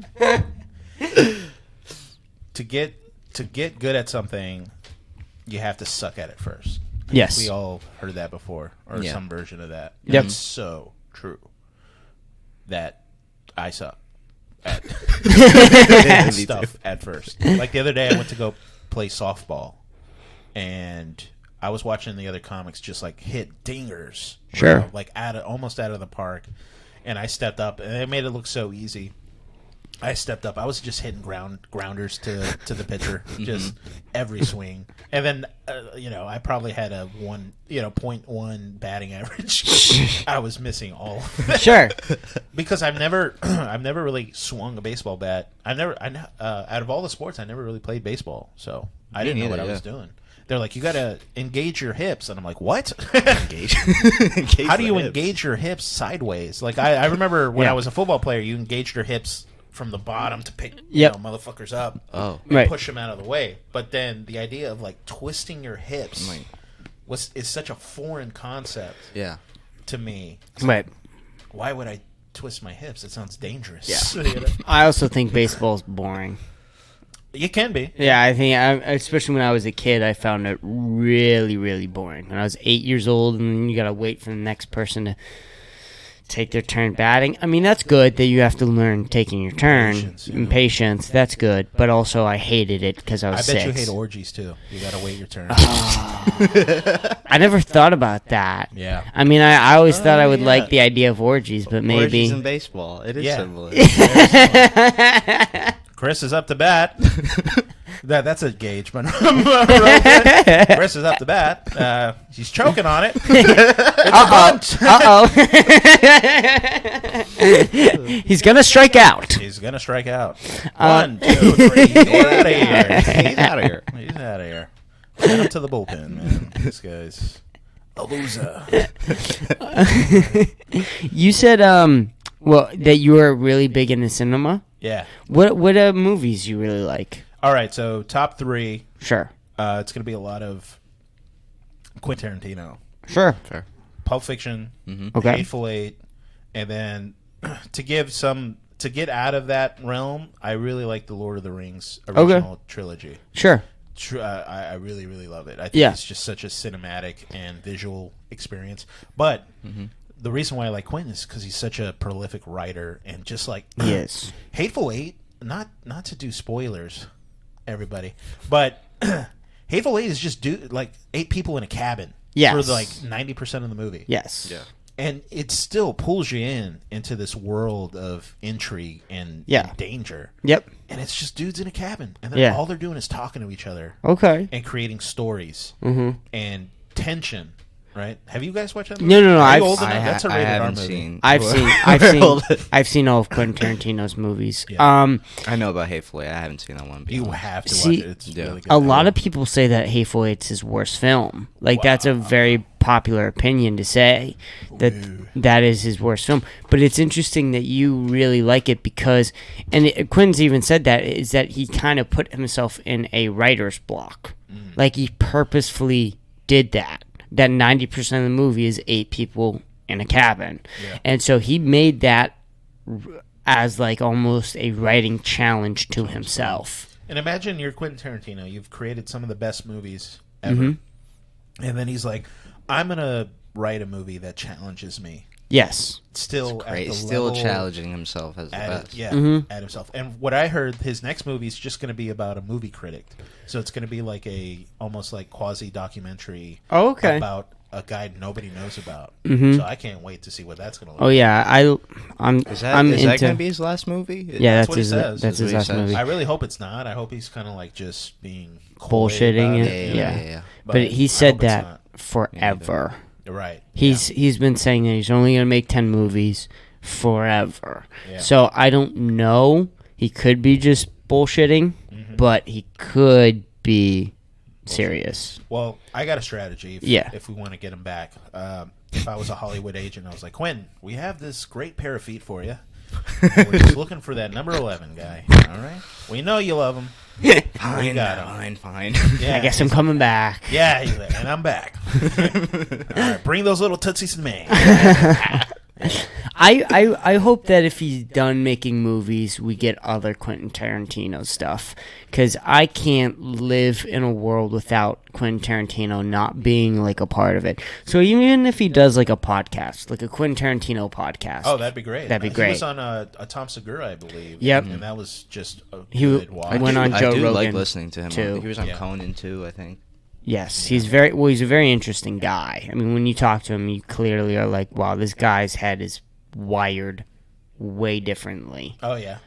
Oh yeah. No, I one thing about comedy is like, okay, I want to do stand up and all that stuff, but it's like I also need to write. I need again. It's like, am I going to be a one liner or a storyteller? No, do them all. And also, there's other aspects of comedy is writing comedically. Yeah, And that's definitely in the bucket list of things to do. sure. So that's up there, and I can't wait. I can't wait because I love writing. Sure. I appreciate good writing. I hate bad writing. Oh, of my course. god, Yeah. Of course. dude! I'll watch movies and I'm like, why did they make that choice? Like, it doesn't Yeah. make sense. Like the new. Did you guys watch all the new Star Wars? Yeah, I the, hate the sequels. Yeah. Yeah, you didn't watch them. No, I did watch we them. watched I them. just, We watched them. We don't like to talk about we don't them. consider Well, I hate to break it to you. We're about to talk about it. God damn it! But no. Just condense that topic and then move on. Is that a lot of bad writing happened in those Terrible. movies? It's A lot. and lack horrific. of planning too. Oh Yes. yeah, and that's what is writing but planning. Yeah. Out stories. One of my favorite authors is the guy that wrote Game of Thrones. Oh, yeah. G.R.R. Martin. He's called himself the gardener of writing. So like he just plants ideas and they grow, and that's how he writes. But look at that. We haven't had his last two books for the series, right? We watched it on HBO, and they finished it without knowing the true ending of Game of Thrones because he hasn't written it. Right. And he hasn't written it for like 11, 12, 13 years. I don't even know if we're ever going to even see Get the it? end of Game, Right. like the true Game of Thrones. Oh. And how sad is that, man? You That's create crazy. this world, these ideas, these characters that you fall in love with, Yeah. Yeah. and then you don't get to know what happens to Yeah, them. that's What a fucking crazy. cock tease. And a lot of is. like throwaway characters in fucking the new Star Wars trilogy. And you said this one time is like they had it all the pieces there and they're never going to get it back again. Harrison Ford fucking hates Star Wars. Yeah. Layla's dead and Mark Hamill Is doing hates The Machine too. He's doing The Machine too. He's doing the sequel. Yeah, to the so Machine. he's So busy. he doesn't have time. He doesn't have He's a time. busy No man time. now. But no, and Mark Hamill even says that he hates the way that they wrote Luke Skywalker. Oh yeah, in that movie. it's clearly what he was just. But when you're an actor and you've been in Hollywood for so long, you have to trust the system. And he got failed. He was failed. Yes. They failed him. I don't even think he did a bad job. He was so passionate about the role watching it. He did it. He did everything he could to make the role good. And Yeah. even some points, I was like, maybe Luke would turn into a coward. You know? But only for a second. Yeah, it's just, and like it almost was a good idea. The idea that Luke Skywalker would go to an island on a distant planet to try and recenter himself and find the Force. That sounds like something Luke Skywalker would do. Yeah. Maybe for a month For a month, yeah. or like 2. and then he'd come back and He'd take come care of back business. and take Yeah. care of business. This idea that he was just there and Rey found him is insane. Here's one thing, and I'm so glad we're talking about it because I love this topic. Do you like Star Wars I a love lot? Star Wars. Love Star a lot. Wars. Now I'm not like a full nerd where I'm reading like Legends or like all the non-canon books and stuff like that, or comic books. Do you- was never that. I'm like a casual fan. Like I'm like a super casual fan, and I care about it. And it was my childhood, so I was invested for a long time because I got the prequels. And it's funny because like everybody that loved the original hated the prequels. I fucking love the prequels. I love the prequels. The prequels are amazing. It's like diplomatic bullshit, and like the Jedi's, they're like, oh, it's just not fun, and I'm like, what are you? It's so much fun. The first scene is like, oh yeah, these trade commission guys, they're just blocking this planet, and we got to send 2 Jedis. Right. And it sounds boring on paper, but I'm like, that shit is so cool. Yeah, They're like right. talking shit too. I was like, these guys, do you think they're fucking around? I was like, yeah. And this droid comes in with like a plate. And it's just like, here you go. And then they fill the room with like gas. And Yeah. I'm like, dude, this shit is so cool. And then, Qui-Gon Jinn is like cutting doors down with his freaking lightsaber. All that shit's cool. Very fun. I Yep. loved it. even the boring stuff was fucking cool as hell. I didn't like Attack. I still don't like Attack of the Clones. The That's probably second the one, weakest. it's the Yeah. weakest Three. one. And the big problem with me with the prequels was, and a lot of people say this, was Anakin, and I don't like Hayden Christensen playing Anakin Skywalker. He looks like Anakin Skywalker, and I like the look of him, Yeah. but I don't think that he pulled it off. I will give you this. I liked him as Anakin. I think every time he's not talking on screen, Yes. I am believing Mm-hmm. him. Mm-hmm. Mm-hmm. But when he does open his mouth, I'm just like, especially Yeah. the Padme stuff. Yes, Dude, that Padme Padme is stuff terrible. I skip through it. When I Did you- rewatch it, I will skip through all the Padme romance stuff. Did you watch Clone Wars? Yeah, of course. Oh, dude. Yeah. Did you watch the new one that came out in 2020? Rebel. Oh no, Season 7? Yeah, I did. That was insane. I mean, think about they're like, okay, we got Anakin, we got Obi-Wan, we got the Jedi Council, but let's create Ahsoka Tano, yes. this young Jedi Padawan, and then Who's gonna let's make her so cool. She does like urban lightsabers, like dual blades the dual blades. and it's just like that could easily been a Rey situation where she's like Yep. a Mary Sue type of character where she's like super.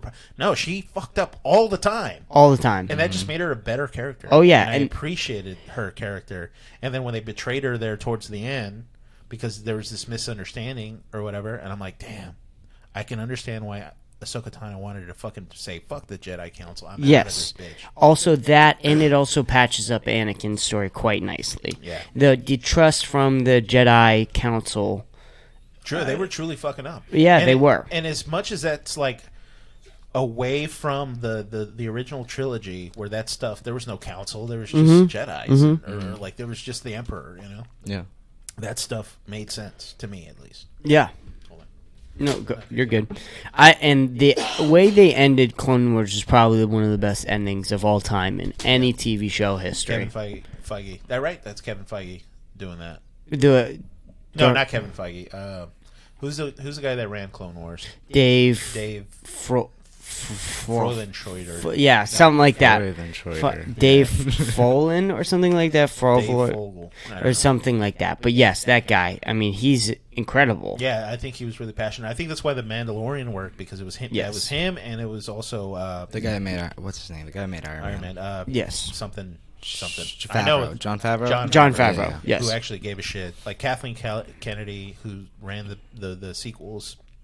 She's just a figurehead. Yeah. She says she loves it, shit, but like truly, she's just like, I'm a big fan of making money and working for Yes. Disney. She's a businesswoman. She's a businesswoman. Yes. And there's no in the world of space wizards and lightsabers. There's no place for business. Right. It's about ideas. Yeah. It's about Yeah. grand thoughts and premises, and when business just mucks it all up. Yes, it does. Yeah. And that's always been sort of the hard part with movies, is that there's half of it is all art. It's Yeah. people like you and me and these fucking weirdos who have figured out how to make. George Lucas was a weirdo. He was so weird. Yeah. So weird. Still is probably to this day. Oh, I imagine he He's doing is. something weird right now. God knows what his He is internet doing. history He's probably looks like. Dressed up as Jar Jar Binks, talking to his grandchildren. It's like, Misa, George Lucas. No, but there is that, and then the other half is all these people in button-up suits who want to make the most money that they can. Yeah. And they're like trying to please everybody. Yes. You're not going to please everybody. That's the part about art. Can't. Yeah. You can't please everybody. Yeah, and we said this before, but if you want, like, killing it softly, there are people who are going to watch that Dave Chappelle special and go, no, I don't like it. Yeah. And It's too controversial, or it's too whatever. It's too mean to certain groups or whatever. I Yeah. don't. I Look, don't care. that's fine. Yeah. But like, you don't like comedy, and we're not gonna try to go out of our way to make you This love isn't comedy. for you. Yes, exactly. That's why I view art, or anything really, even like certain aspects of like politics or what's on TV. Like, some things are not for you. Like, just like there's some things that are on TV or whatever. I'm like, this isn't for me. I'm not gonna sit there and watch Euphoria because it's not for me. No, I it's can't terrible. sit there and watch like high school girls do drugs. Like, I'm just like, tisk, tisk, tisk. You know? I'm a real, I'm just like this, but it's not for me. So why bitch about it? Yeah, well, I don't. The problem, I have a big problem with Euphoria, which is Zendaya. Yeah. She's where like she consistently writes her characters to get naked, and then she is like, no, but I'm above that. Does she get naked? No, she makes she does. all the Other characters actors get naked, and Okay. she refuses to. And Like, like, I'm back. I didn't even watch it. I didn't. No, I'm kidding. Nudity for me in art is definitely subjective. It's like, does this make sense for this person to get nude? yes, Yeah, is it important? Right. Yeah. does it- would it what make is this, sense? porno? What is You know? their Yeah, point? that's- Is there a that's- point. that's my whole thing too. Yeah. Is like, does it add anything to the benefit of the story? Yeah, and I agree. I totally agree with like. I feel like some actresses try to like make it like, oh, it's about me. No, it's about the art. Sometimes you do Right. get naked, and sometimes you don't, and that's okay. Right. It's really up to you. But really, it's up to the writer. The writer's like, all right, now you lick her butthole. You know. Yeah, I don't think that when they write the characters get naked in Euphoria, they're like trying to be profound. Hey, yeah, Maybe. exactly. I'm trying to remember the last movie where I was like, this is like really untasteful nudity. And I just can't think of it. Even like, do you guys ever watch like The Righteous Gemstones or anything that Danny McBride makes? Like, oh, dude, if you guys love comedy, Is that his new thing? Righteous Gemstones. Yeah. He also has a show called Vice Principals. Okay. He has a show called we all know Eastbound and Down.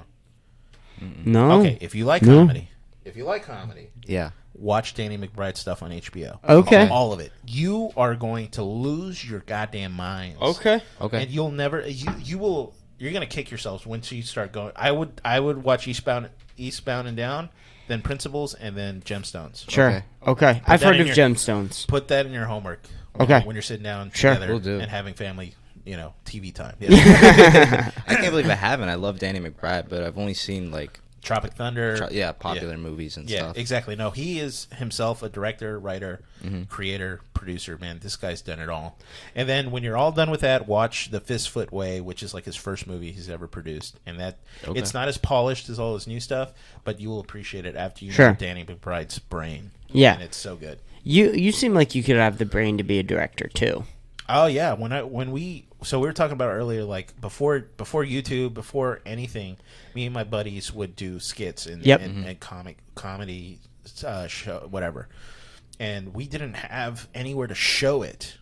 Sure. So a lot of the things I did was direct my friends, because as funny as they were, I didn't think they have like the mind's eye to create something that was visually aesthetic. And Sure. not that I'm saying that I'm an expert at it, because I'm not, but I feel like you know my mind. You're starting to see how my brain works. Yes, I'm absolutely. very- You have like the care for it, and I don't know. You would think about it. And Yeah. also, if anything, I'm a troubleshooter, and like, Yeah. if something's not working, it's only because we're not troubleshooting this. And so we would have I remember we did this. It was called the Bridge sketch, and what it was my friend dressed up in drag, and then my friend dressed up as a robber. It's a simple idea, and my friend got robbed, and my friend ran across the bridge. And then at the end, my friend in drag beat up the other guy like it was funny. It was like an action scene. Yeah. But my friends didn't know how to shoot it. And they showed me the ideas, and I'm like, this looks stupid. It doesn't look good. So what I did was like, look, it's going to take a lot of work, and we're going to be here all day. But this is how we're going to do it. We're going to film our friend walking up and show that he's a girl, he has a purse, and then, boom, scene change. Now we see the robber, rubbing his hands like Robber things. yeah, and then we see the scene where he snatches the purse, and then we see the surprise, and then we just like kept shooting, Right. running bits, just running different angles, because that's what you need to show. You Yes. need to show that this is an intense, thing that's happening. If you ever got anything robbed from you, like point blank, it's super scary. It's super frightening. it is. Adrenaline. Yeah. So you're trying to create adrenaline, and so when I was done with it, it looks so good. It's like one of our best ones. Sure. And it's because, no offense to my friends, I love them to death, but they probably didn't want to do the work. they were probably like, we have a funny idea, let's shoot it and let's get it done. Move on. Yeah, exactly. And I'm like, no, let's drill down and find the magic. Find the magic in it. And it was so funny towards the end. We even have bloopers where awesome. There's just like this family walking by because we're doing it like over this high traffic freeway. Oh, it's just like real people. Yeah. And the audio's so bad because I didn't know anything about audio back then. Right. Mm-hmm. So all you can hear is just cars the whole time. But we just put over like some song. I think it was like a Primus song or something. I don't know. Sure. Something really fast beat and yeah. And also the way you talk, you fully explain things. And that's going to help a lot if you're trying to direct or make something and you have to explain to other people. You can kind of give. And also, being a film fan, that helps so much because you guys, when we're going to do this and you can pull up a scene where a director did that and you're going to be like, we're going to kind of do this with this, but we're going to do it with our stuff. Does that make sense? Am I explaining that correctly? Is that you're able to bring a large portion of examples into your explanations. And I think it's because the way I learn is visually. Right. So I'm sure. a visual learner. Sure. And it's hard to put what's in my head into yours. Yeah. Right? So what's the best? Either you write it down or you say it out loud. Right? You try to paint a picture. Mm-hmm. What the picture in your head, you have to talk about how to put it in your brain. I have to paint it for you. And that's just how my brain works. When I'm trying, especially when I do comedy, that's what I'm trying to do too. I'm trying to paint a picture. Mm-hmm. Like have you seen my crawfish stuff? I don't think maybe. But basically, what I'm trying to paint. It's no maybe. You would remember if you saw his crawfish, but you didn't see it. See me, do some crawfish. Okay. But anyways, so I'm painting a picture about crawfish, and what do we know about crawfish? They're like they live in the mud. Have you seen a crawfish, doll? I don't think I could visualize a crawfish right now. Well, like if you pick them up, they like stick up their claws. Oh, here we go. Pull it up, crawfish. Chris. Pull up crawfish. Pull a picture of a crawfish. I don't know if that's how you spell it. Yeah. Oh, okay. Yeah. Little shrimp guys. Little shrimp guys. Little yes. shrimp guys right there. Okay. So little shrimp guys. Yeah. So I try to paint a picture about, and that's what makes it funny. It's because I'm just like painting a picture to an audience, and it's such a like weird idea that people tend to just laugh because it's just a stupid thought. It's like everybody at least I know has seen crawfish at least once, and if they don't, the laughter is contagious, so they'll laugh along with what's happening. Right. So I literally had people come to me after the show and just be like, dude, crawfish, that's exactly what they do. And I'm like, I know, man. That's why I told you about it. And a lot of funny things happen are funny because they're truthful. Mm-hmm. And I'm just stating the obvious. And it's like, yeah, that is true. Some of my favorite comics, that's what they do. They just tell you the truth, but in a different light. And you're just like, yeah, that is true. Yeah, that's it's funny. like the other night at Tiny's. I forgot his name, but he was doing the squirrels. They don't poop. Have you ever seen a squirrel poop? Steven, yeah. Yeah. Yes, he's that was so fucking funny. It was hilarious. such a simple Yeah, thing, it's like, I've never seen a squirrel. That is hilarious. Yeah, exactly. Yeah, so that's amazing. Mm-hmm. And like sometimes those simple things are sometimes the funniest, right? Yeah. You never seen a squirrel shit. No. Boom, crawfish or whatever. Like those got their hands. simple ideas are sometimes the most capturing because they're so relatable. Yeah. Like Nick V had a joke last night about falafel trailer trucks where he wants to show up dressed up as a knight in shining armor. And he's like, get out, get out of it. The falafel guy's like, no, you get out. It's such a stupid idea. It's like this old concept of like us still fighting like the Muslims, but like showing up to a falafel truck with a sword and armor. It is so fucking crazy that you can't help but laugh because it's so funny, dude. And Nick's delivery is so good too. He says things with such confidence. He says it with confidence, and then he's giddy about it. He's like, it's almost like he's happy that he made this connection too. Yes, and you're happy for him, and you're just like, yeah, hell yeah, yeah, totally yeah. It makes it seem so natural too. It's kind of like how Shane Gillis is on stage, where it doesn't even seem like. It seems like he makes it look easy, even though it's very smart. Oh, super smart. Yeah. Super. Have you guys seen Shane live? No. Yeah, we Oh, did. yes, we did. We Yeah, did. we did. Yes, we did see We went Shane. to Tim Dillon's show. We had no idea who Shane was, and then they Really? brought out Shane. You knew Tim before you knew Knew Shane. Shane. This Wow. I think this is before a special came out in This is Austin. before, yeah. No information. We're up front. I think we're off edibles. We are off say edibles. Shane Oh, wait, Gillis. hold on. No. Wait, you're missing a part of the story. Okay. So the host, she comes out and she does, I don't know, 10 minutes?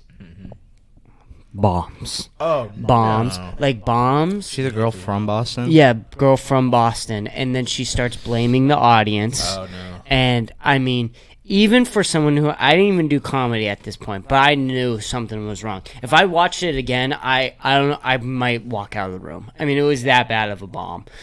And then, lo and behold... Go ahead, you... Then they're like Shane Gillis. Crowd. So people knew about Shane. Oh, yeah. We yeah, did. Yeah. We're like, who's This was... guy? I think this was the week or two after Shane had just gone on Joe Rogan for the first time. Really? So, yeah, this was probably, a year, 2 years ago? Something like that. So- I was going to say the height of Shane Gillis, but I still think he hasn't hit his true peak Oh, yet. no.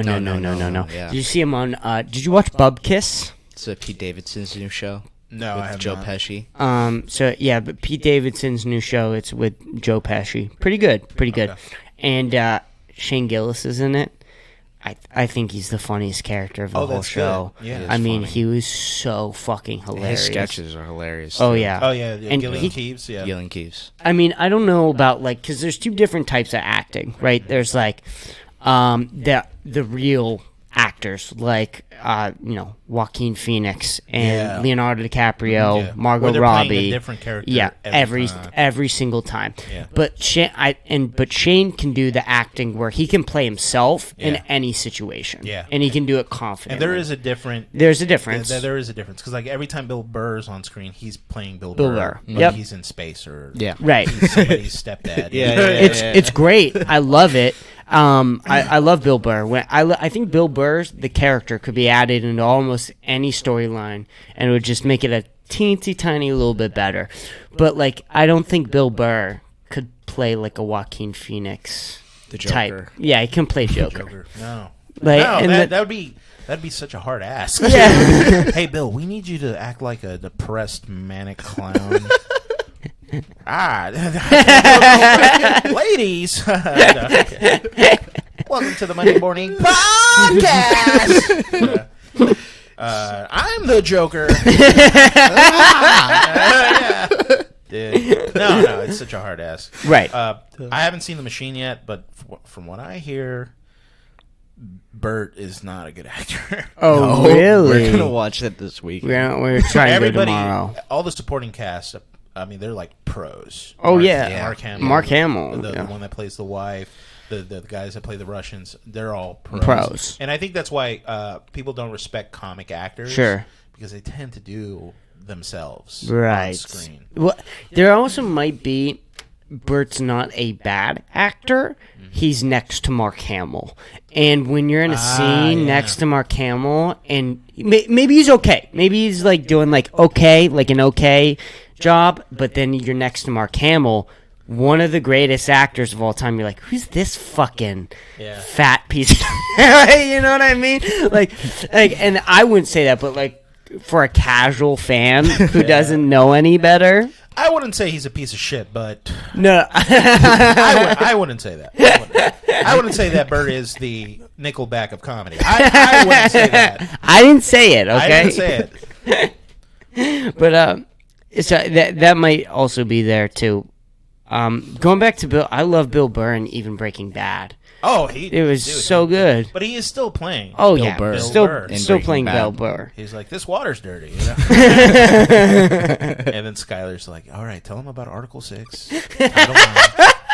And Mav Dav is like, what do you mean? The water's clean, look. Such good acting.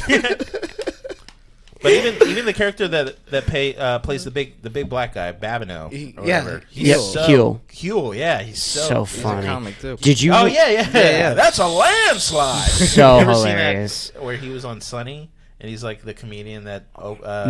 Oh, okay. I don't remember. I think I've seen it. Yeah, he's like, I'm a landslide. That's so funny. Anyways, Did you super- watch Better Call Saul at all? honestly, for me, better than Breaking Bad. Oh yeah, me And I'll too. tell you why. I'll tell you why. Because we're on a podcast and we can talk about these sort of things. Oh, of course. Better Call Saul, a story, is good, just as good as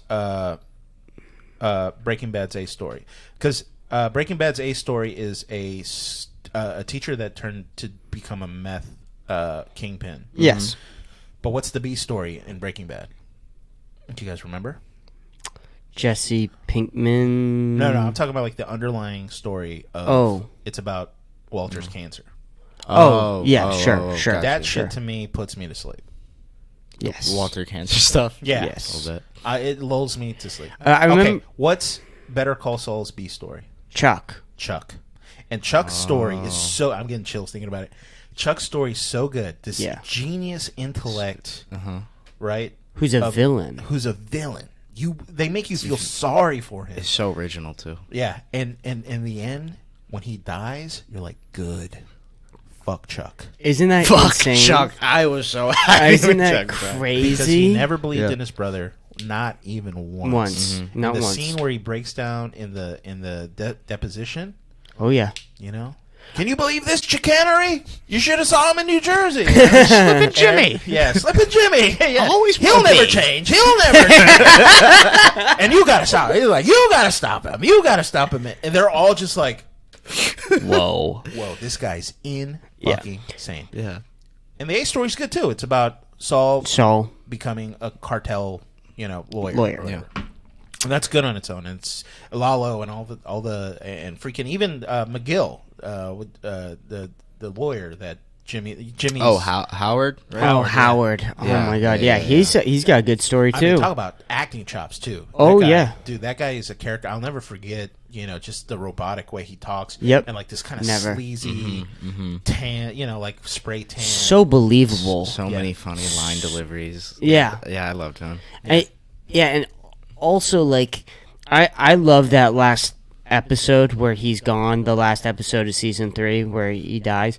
They make so many Shining references. I mean, they basically, like, try him out to be Jack Torrance.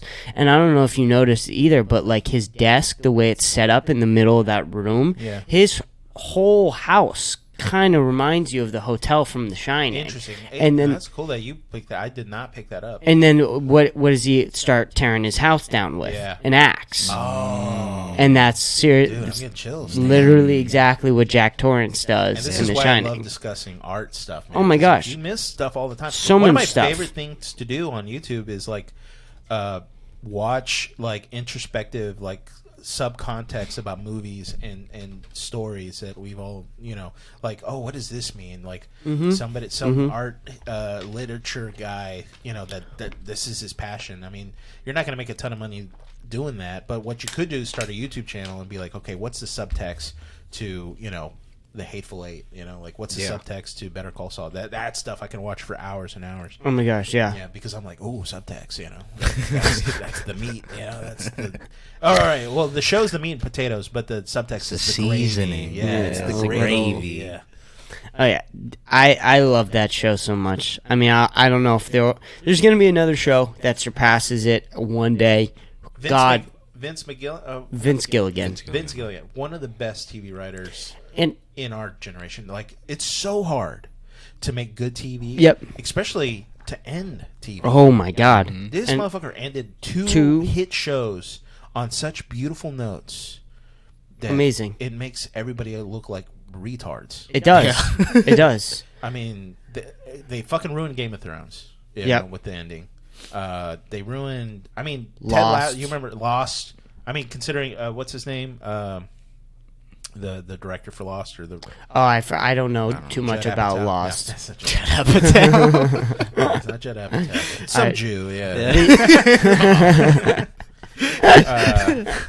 But Vince Gilligan, I mean, I can't wait for his next project. I don't know what it is. It's gonna be Hank with. No. It's not Hank. It's not Lucky Hank. It's he's doing a show with Rhea Seehorn, Kim. Oh, Yeah, so they're making a show together. I don't know what it's about, but Sorry, curving out a little bit. so beautiful. He's gorgeous. She's so gorgeous. beautiful. Yeah, she's so beautiful. Even the actress that played Tyler, or Skylar, she was beautiful too. There's just like there's this like older woman vibe that's just great. That's very beautiful. Then there's Marie. Oh, Marie, goddamn minerals! Bring me my minerals. Minerals, Marie. Stop jerking me off. I'm already home. And I'm like, I forgot there was a scene of that. yeah. I forgot that there was a scene She's of like, I'm shitting in my pants. All right, well, I'm gonna jerk you off. And he's like, it's not gonna happen. I'm not gonna come. And then he came. I mean, dude. Well, come on, man. Top-notch writing. Dude, top-notch writing. Such a good choice. You know? I was going to ask you about this. There's like, I don't know, there's not like a thing to call it, but I guess there's a theory where you need two people to make something great in film. Okay. You need an ideas man, and you need someone next to the ideas man going, hey, chill the fuck out. So Vince Gilligan, and I don't know if you know Vince Gilligan, his ideas on how Breaking Bad was gonna go was fucking crazy. I mean, like, when you hear him, he was like, everybody's gonna overdose, everything's gonna explode, it's gonna be fucking crazy. And Peter Gold, right, the other guy associated, is sort of that guy who's like, okay, yeah, those are all great ideas. Hey, Vince, but that sounds good, but I don't know. You're telling me Skylar's going to be addicted to meth? Are you telling me Walt Jr.'s going to walk normally and speak normally? Meth is going to cure his MS or whatever he has? Cerebral palsy? Wow. Pin that to the wall. Pin that there. We'll leave it there. We'll look at it. We'll look at it tomorrow. Let's sleep on it. Are you telling me Walter's going to cure cancer with meth? Whoa. Science. Science, bitch. Science, bitch. Yeah, hell yeah. So, but there is like that idea, right, of like having that Clip that. Yeah, oh yeah, Absolutely. that's a clip. Absolutely. That's a clip. That's a couple women. Christopher Nolan, they're the Nolan brothers. So Christopher Nolan sort of seems like the idea guy behind that team, and then his brother's sort of there. And it's important for the other guy to understand the ideas guy's brain. So he can't talk to him about that type of stuff. So Quentin Tarantino had an editor. Yes. Who I don't remember her name. But I she's don't like remember. A big part of his working process. And died after Inglourious Bastards. And everybody says that it's only been 2 movies, right? So, but they say that The Hateful Eight and Once Upon a Time in Hollywood are 2 of his worst films. Now, I think The Hateful Eight is up for grabs because, dude, the writing is crazy. Like, just what you said. Dialogue is wild. But like, he's all always that's been crazy. a master of dialogue. Yes, he always has been. But that, in particular, that movie is very good dialogue. Yeah. But Once Upon a Time in Hollywood, right? I think if the editor was still alive, right, she would ask Quentin, do we need an entire scene of Margot Robbie's feet in a movie theater? Like, does that contribute that much to that story? Quentin would say yes. Yes, it does. Very much yes. More. I'm leaving the project. I don't hate that. I don't hate that movie. It's a good movie. Yeah. That end scene is fucking crazy. I really like it. There's that whole montage in the middle of the movie where they're flying back and forth to different countries and he's shooting all these movies. That's cool too. I like that. Yeah. Why is Margot Robbie's feet in like the middle of the movie? Like, Yeah, not who's saying I this don't for, Quentin? like it. Who's this for? I don't It's not for- like it's it. for me. It's not for anybody else. He's truly in the moment. Quentin. Margot Robbie's like, I'm so tired. We need 80 more shots of your feet. Every angle. Every angle, yeah. Image shots. Spread your toes. Can we get some sunscreen on him? Like, get a nice glisten? How about that? Yeah. Bring out the cocoa butter and then just bring out a 55-gallon jar of fucking cocoa butter. And I'll apply it myself. This is cinema. Martin Scorsese's like, this is cinema. This is truly this is on the level of Gone with the Wind. This is my Gone with the Wind. Dude, oh, that's fucking hilarious. That's so funny. But I want to give a shout out to Robert Rodriguez. So Okay. he kind of fell off with like Spy Kids and all that stuff. He decided to be more of a family man. And you know, he was like, "There's too much feet." He saw what Quentin was turning into, and he was like, "No, I can't do that." But if you ever watch, dude, you got to watch Desperado and all that. Once Upon a Time in Mexico and all that stuff. Yeah, like the Antonio Banderas movie trilogy. It's amazing. I mean, the guy knows how to fucking film an action scene. Have you guys seen these movies? No, Have you heard no. of them? Have you seen this? I've heard of them. I think I heard Desperado. Yeah, I've heard of don't- Desperado. I haven't don't seen personally it. know where to watch them, but if you can get your hands on the We'll figure it Desperado out. series, We'll figure it out. do it. It's so good. Even the older one where he wrote a book. He said "Rebel Without a Crew," and so basically he filmed the first Desperado movie with like $7,000. Can you imagine making a feature-length film for $7,000? He did it. That is crazy. And then when he filmed it, nobody wanted it. Nobody wanted to buy it. But eventually, I think Harvey Weinstein, he gave him a shot. So I don't know what he had to do for that, but the Weinsteins helped him out with that one. Nice people. Yeah, good people. Yeah. I haven't heard from him, but yeah, good movies. Good movies. But yeah, the Desperado series is really fun. Okay. And Antonio Banderas is like the man. Okay. I mean, the guy was like, well, especially as like half Hispanic or whatever, like it's just cool to see like a Hispanic hero or whatever. Sure. Where he's not Zorro. My name is Zorro. Yeah. Selma Hayek, by the way, wow, like at her prime, just beautiful. Oh yeah, she was in. You want to get a boner, dude? Watch. I think it's From Dawn Till Dusk. Okay. Half the movie, I don't want to spoil it, but whatever. It's such an old movie. But basically, it's like about a bank robbery that goes wrong, and they have to go to Mexico, right? Like, that's your first thought. That is such an old school thought. We botched this robbery. Where do we go? We go down to Tijuana, where there's no laws, you know? Because Mexico is just a freaking lawless country. Even in the 90s, they're just like, yeah, let's go. That's where we go. Yeah? Yeah. Don't drink the water, but Mexico is just a lawless place. So they go down to Mexico to hide out. And then they go to this cantina, this bar. They're like, "Oh, dude, we just got away with this, and we got all this money. Let's go enjoy ourselves." And then halfway through the movie, it becomes—I won't tell you the spoiler, but it becomes a horror film. Oh, That's super. Whoa! And then there's one scene with Selma Hayek. She's like a cantina dancer, not necessarily a stripper, but she just like. I mean, this is classic, you know. Sure. Quentin Robert Rodriguez. It's Selma Hayek puts her foot in Quentin Tarantino's mouth. I think I've seen that shot. Yeah. So Robert Rodriguez filmed it. Quentin was like one of the mouth. Yeah, he was the mouth. Yeah. was, Robert Rodriguez wrote the mouth. scene, and Quentin was like, "You got to put me in this movie, buddy. Please." No, I need this so bad. I need it so bad. You don't know how bad, Robert. I'm begging. Robert, I will give you money for space. Isn't it? Spy Kids. It's so funny. Every role that involves saying the N word or having feet in his mouth, he's like, I mean, Someone's It's got to gotta do be. it. someone's got to do it. Yeah.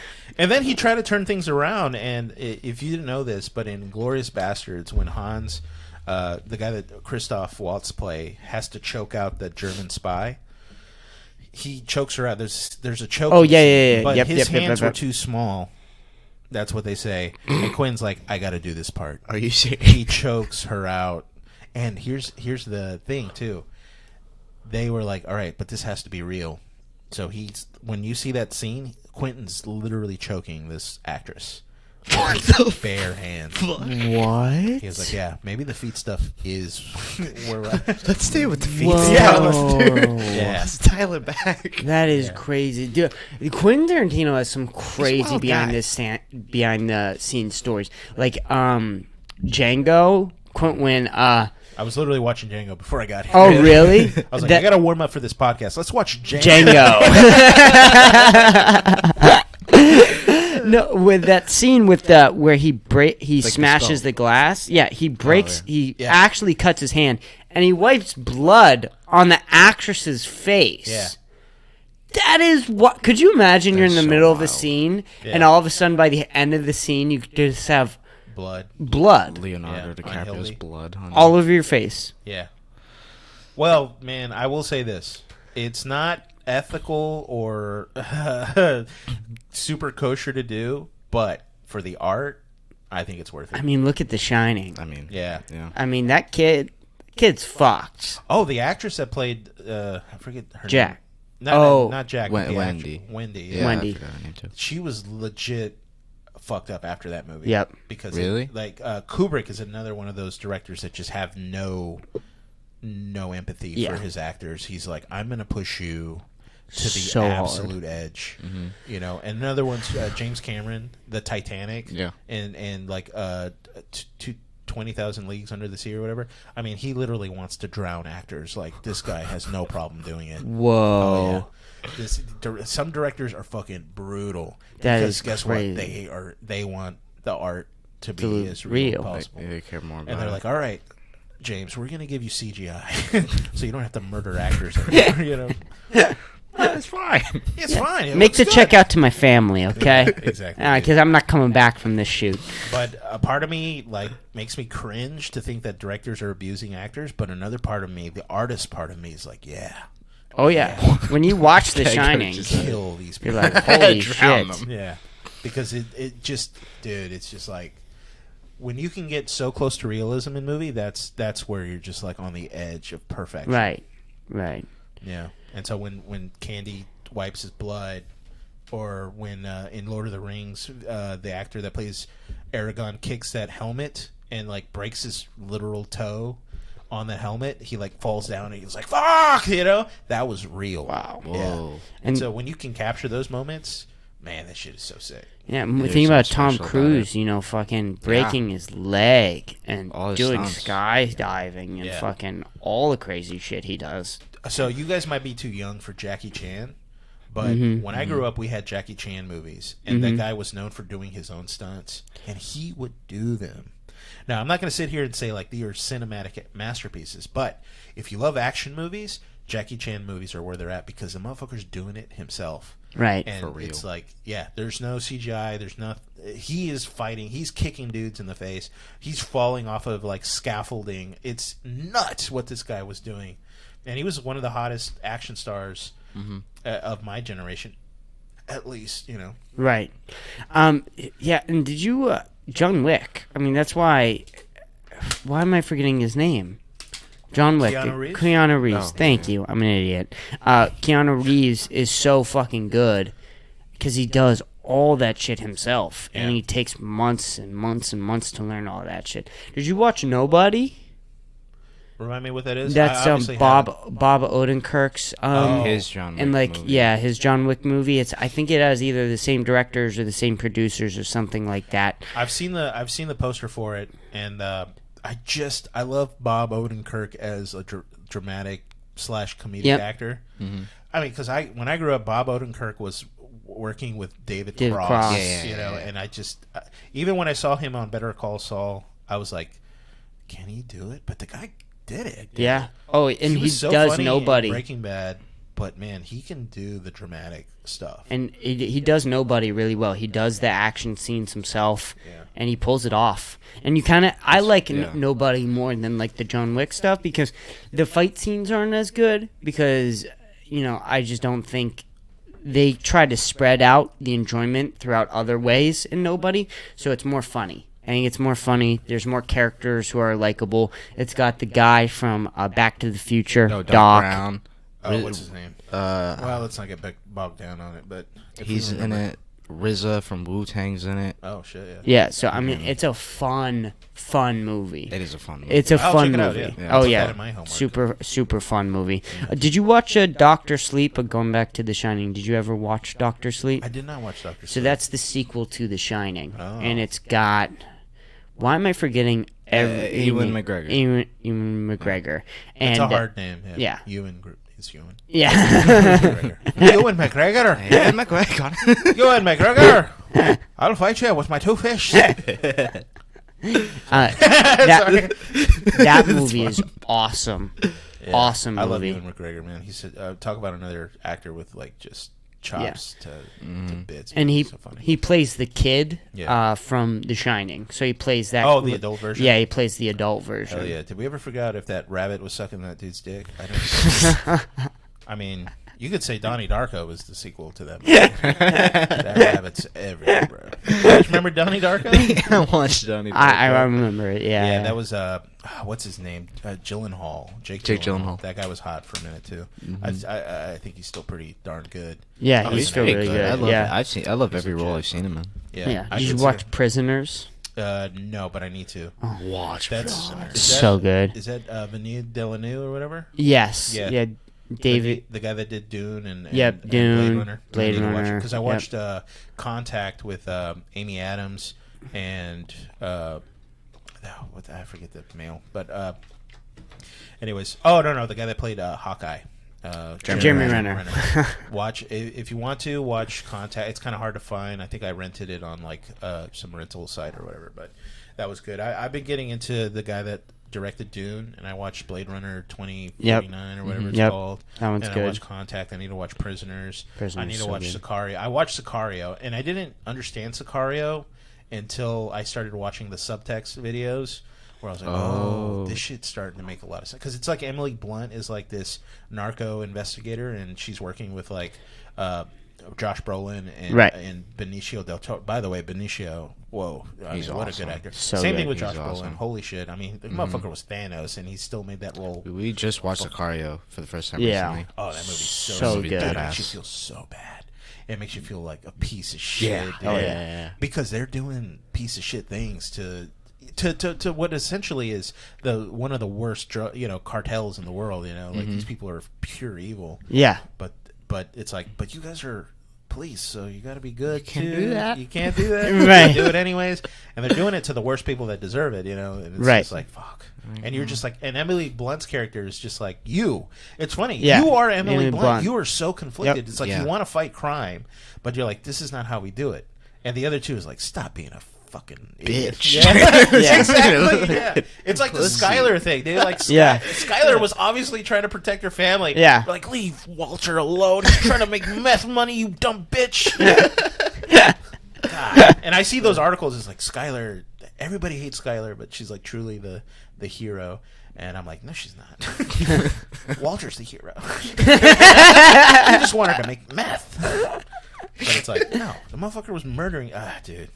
God damn, I feel like we can talk about this shit forever. We Oh, we definitely could. need to do this again. And Absolutely. discuss TV and movies and stuff. Like, again. Oh, sure. for sure. Yeah. I feel like we just are. I feel like the first podcast with me and you, the Yeah. first part was just like comedy driven, and now I'm actually having fun talking about shit I don't know anything about. Oh, of course. But it's like really fun to do. Yeah. Oh yeah, when Dom gets in, the whole environment gets a lot more silly Yeah. because I he have a silly presence. can't keep up, so he's got to like bring it down to silly land. Sure, I'll take that as a compliment. Yeah, take it as a Yeah, you compliment. bring it down. Yeah, you dumb it down. Yeah. But no, it's cool. It's just like we're bouncing shit. Right, of around. course. And but you wanted to talk about cinema, and I'm glad we did.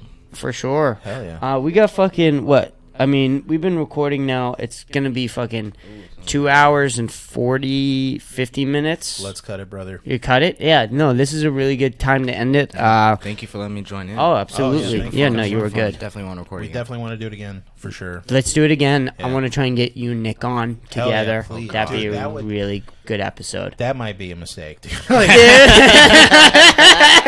Because when me and Nick hang out, we are just riffing. Right, And right. we're just. Oh, I need to see that. Oh, dude, Of course. It's mad. You saw it. Oh, it needs to be documented It needs to be documented go. for sure. for sure. So let's get. We can create our own park. What was it? Protect our parks, but like on the Chris. Yes, Yeah. yes, Yes, yeah. dude. Let's Kpush. do it. Yeah. Let's fucking That's go. amazing. That's Fuck yeah. amazing. Thank you so much, Chris. Thank you, Dom. Absolutely, Yeah, of Kenny. course. This Thank was you so much truly for a coming pleasure. on. This was a pleasure having you on, man. I'm gonna plug so some fun. things. Kenny underscore. Let me start again. Cut that. You're good. You're good. My Instagram is Kenny _buttons, KENNY _BUTTONS. Follow me there, please. I do have some shows. God dang. The 15th, I got a show at. Actually, I don't know that one. God, I'm so good at this. But I will tell you, Friday the 16th, this month, I have a show at Tall Boys Comedy at Moon Tower Cider Company. It's a big show. It's always a good crowd. That's run by Blake Saffy and Courtney. Simply Courtney usually hosts that show. They got a market. They got a band. I think the show starts at 8. So if you're listening, if you're curious, I have to tell people word of mouth. If you stayed this long, that's where I'll be at. But hey, it's good practice. Hey, in the future, yeah, absolutely. Thank you, guys. Thank you so much, Kenny. Yeah, really, absolutely. this was I a had pleasure. fun. You come on whenever you want to. All right. I'll let you know for sure. Sounds good. All right. Bye. Bye. Thank you guys for Bye-bye. listening.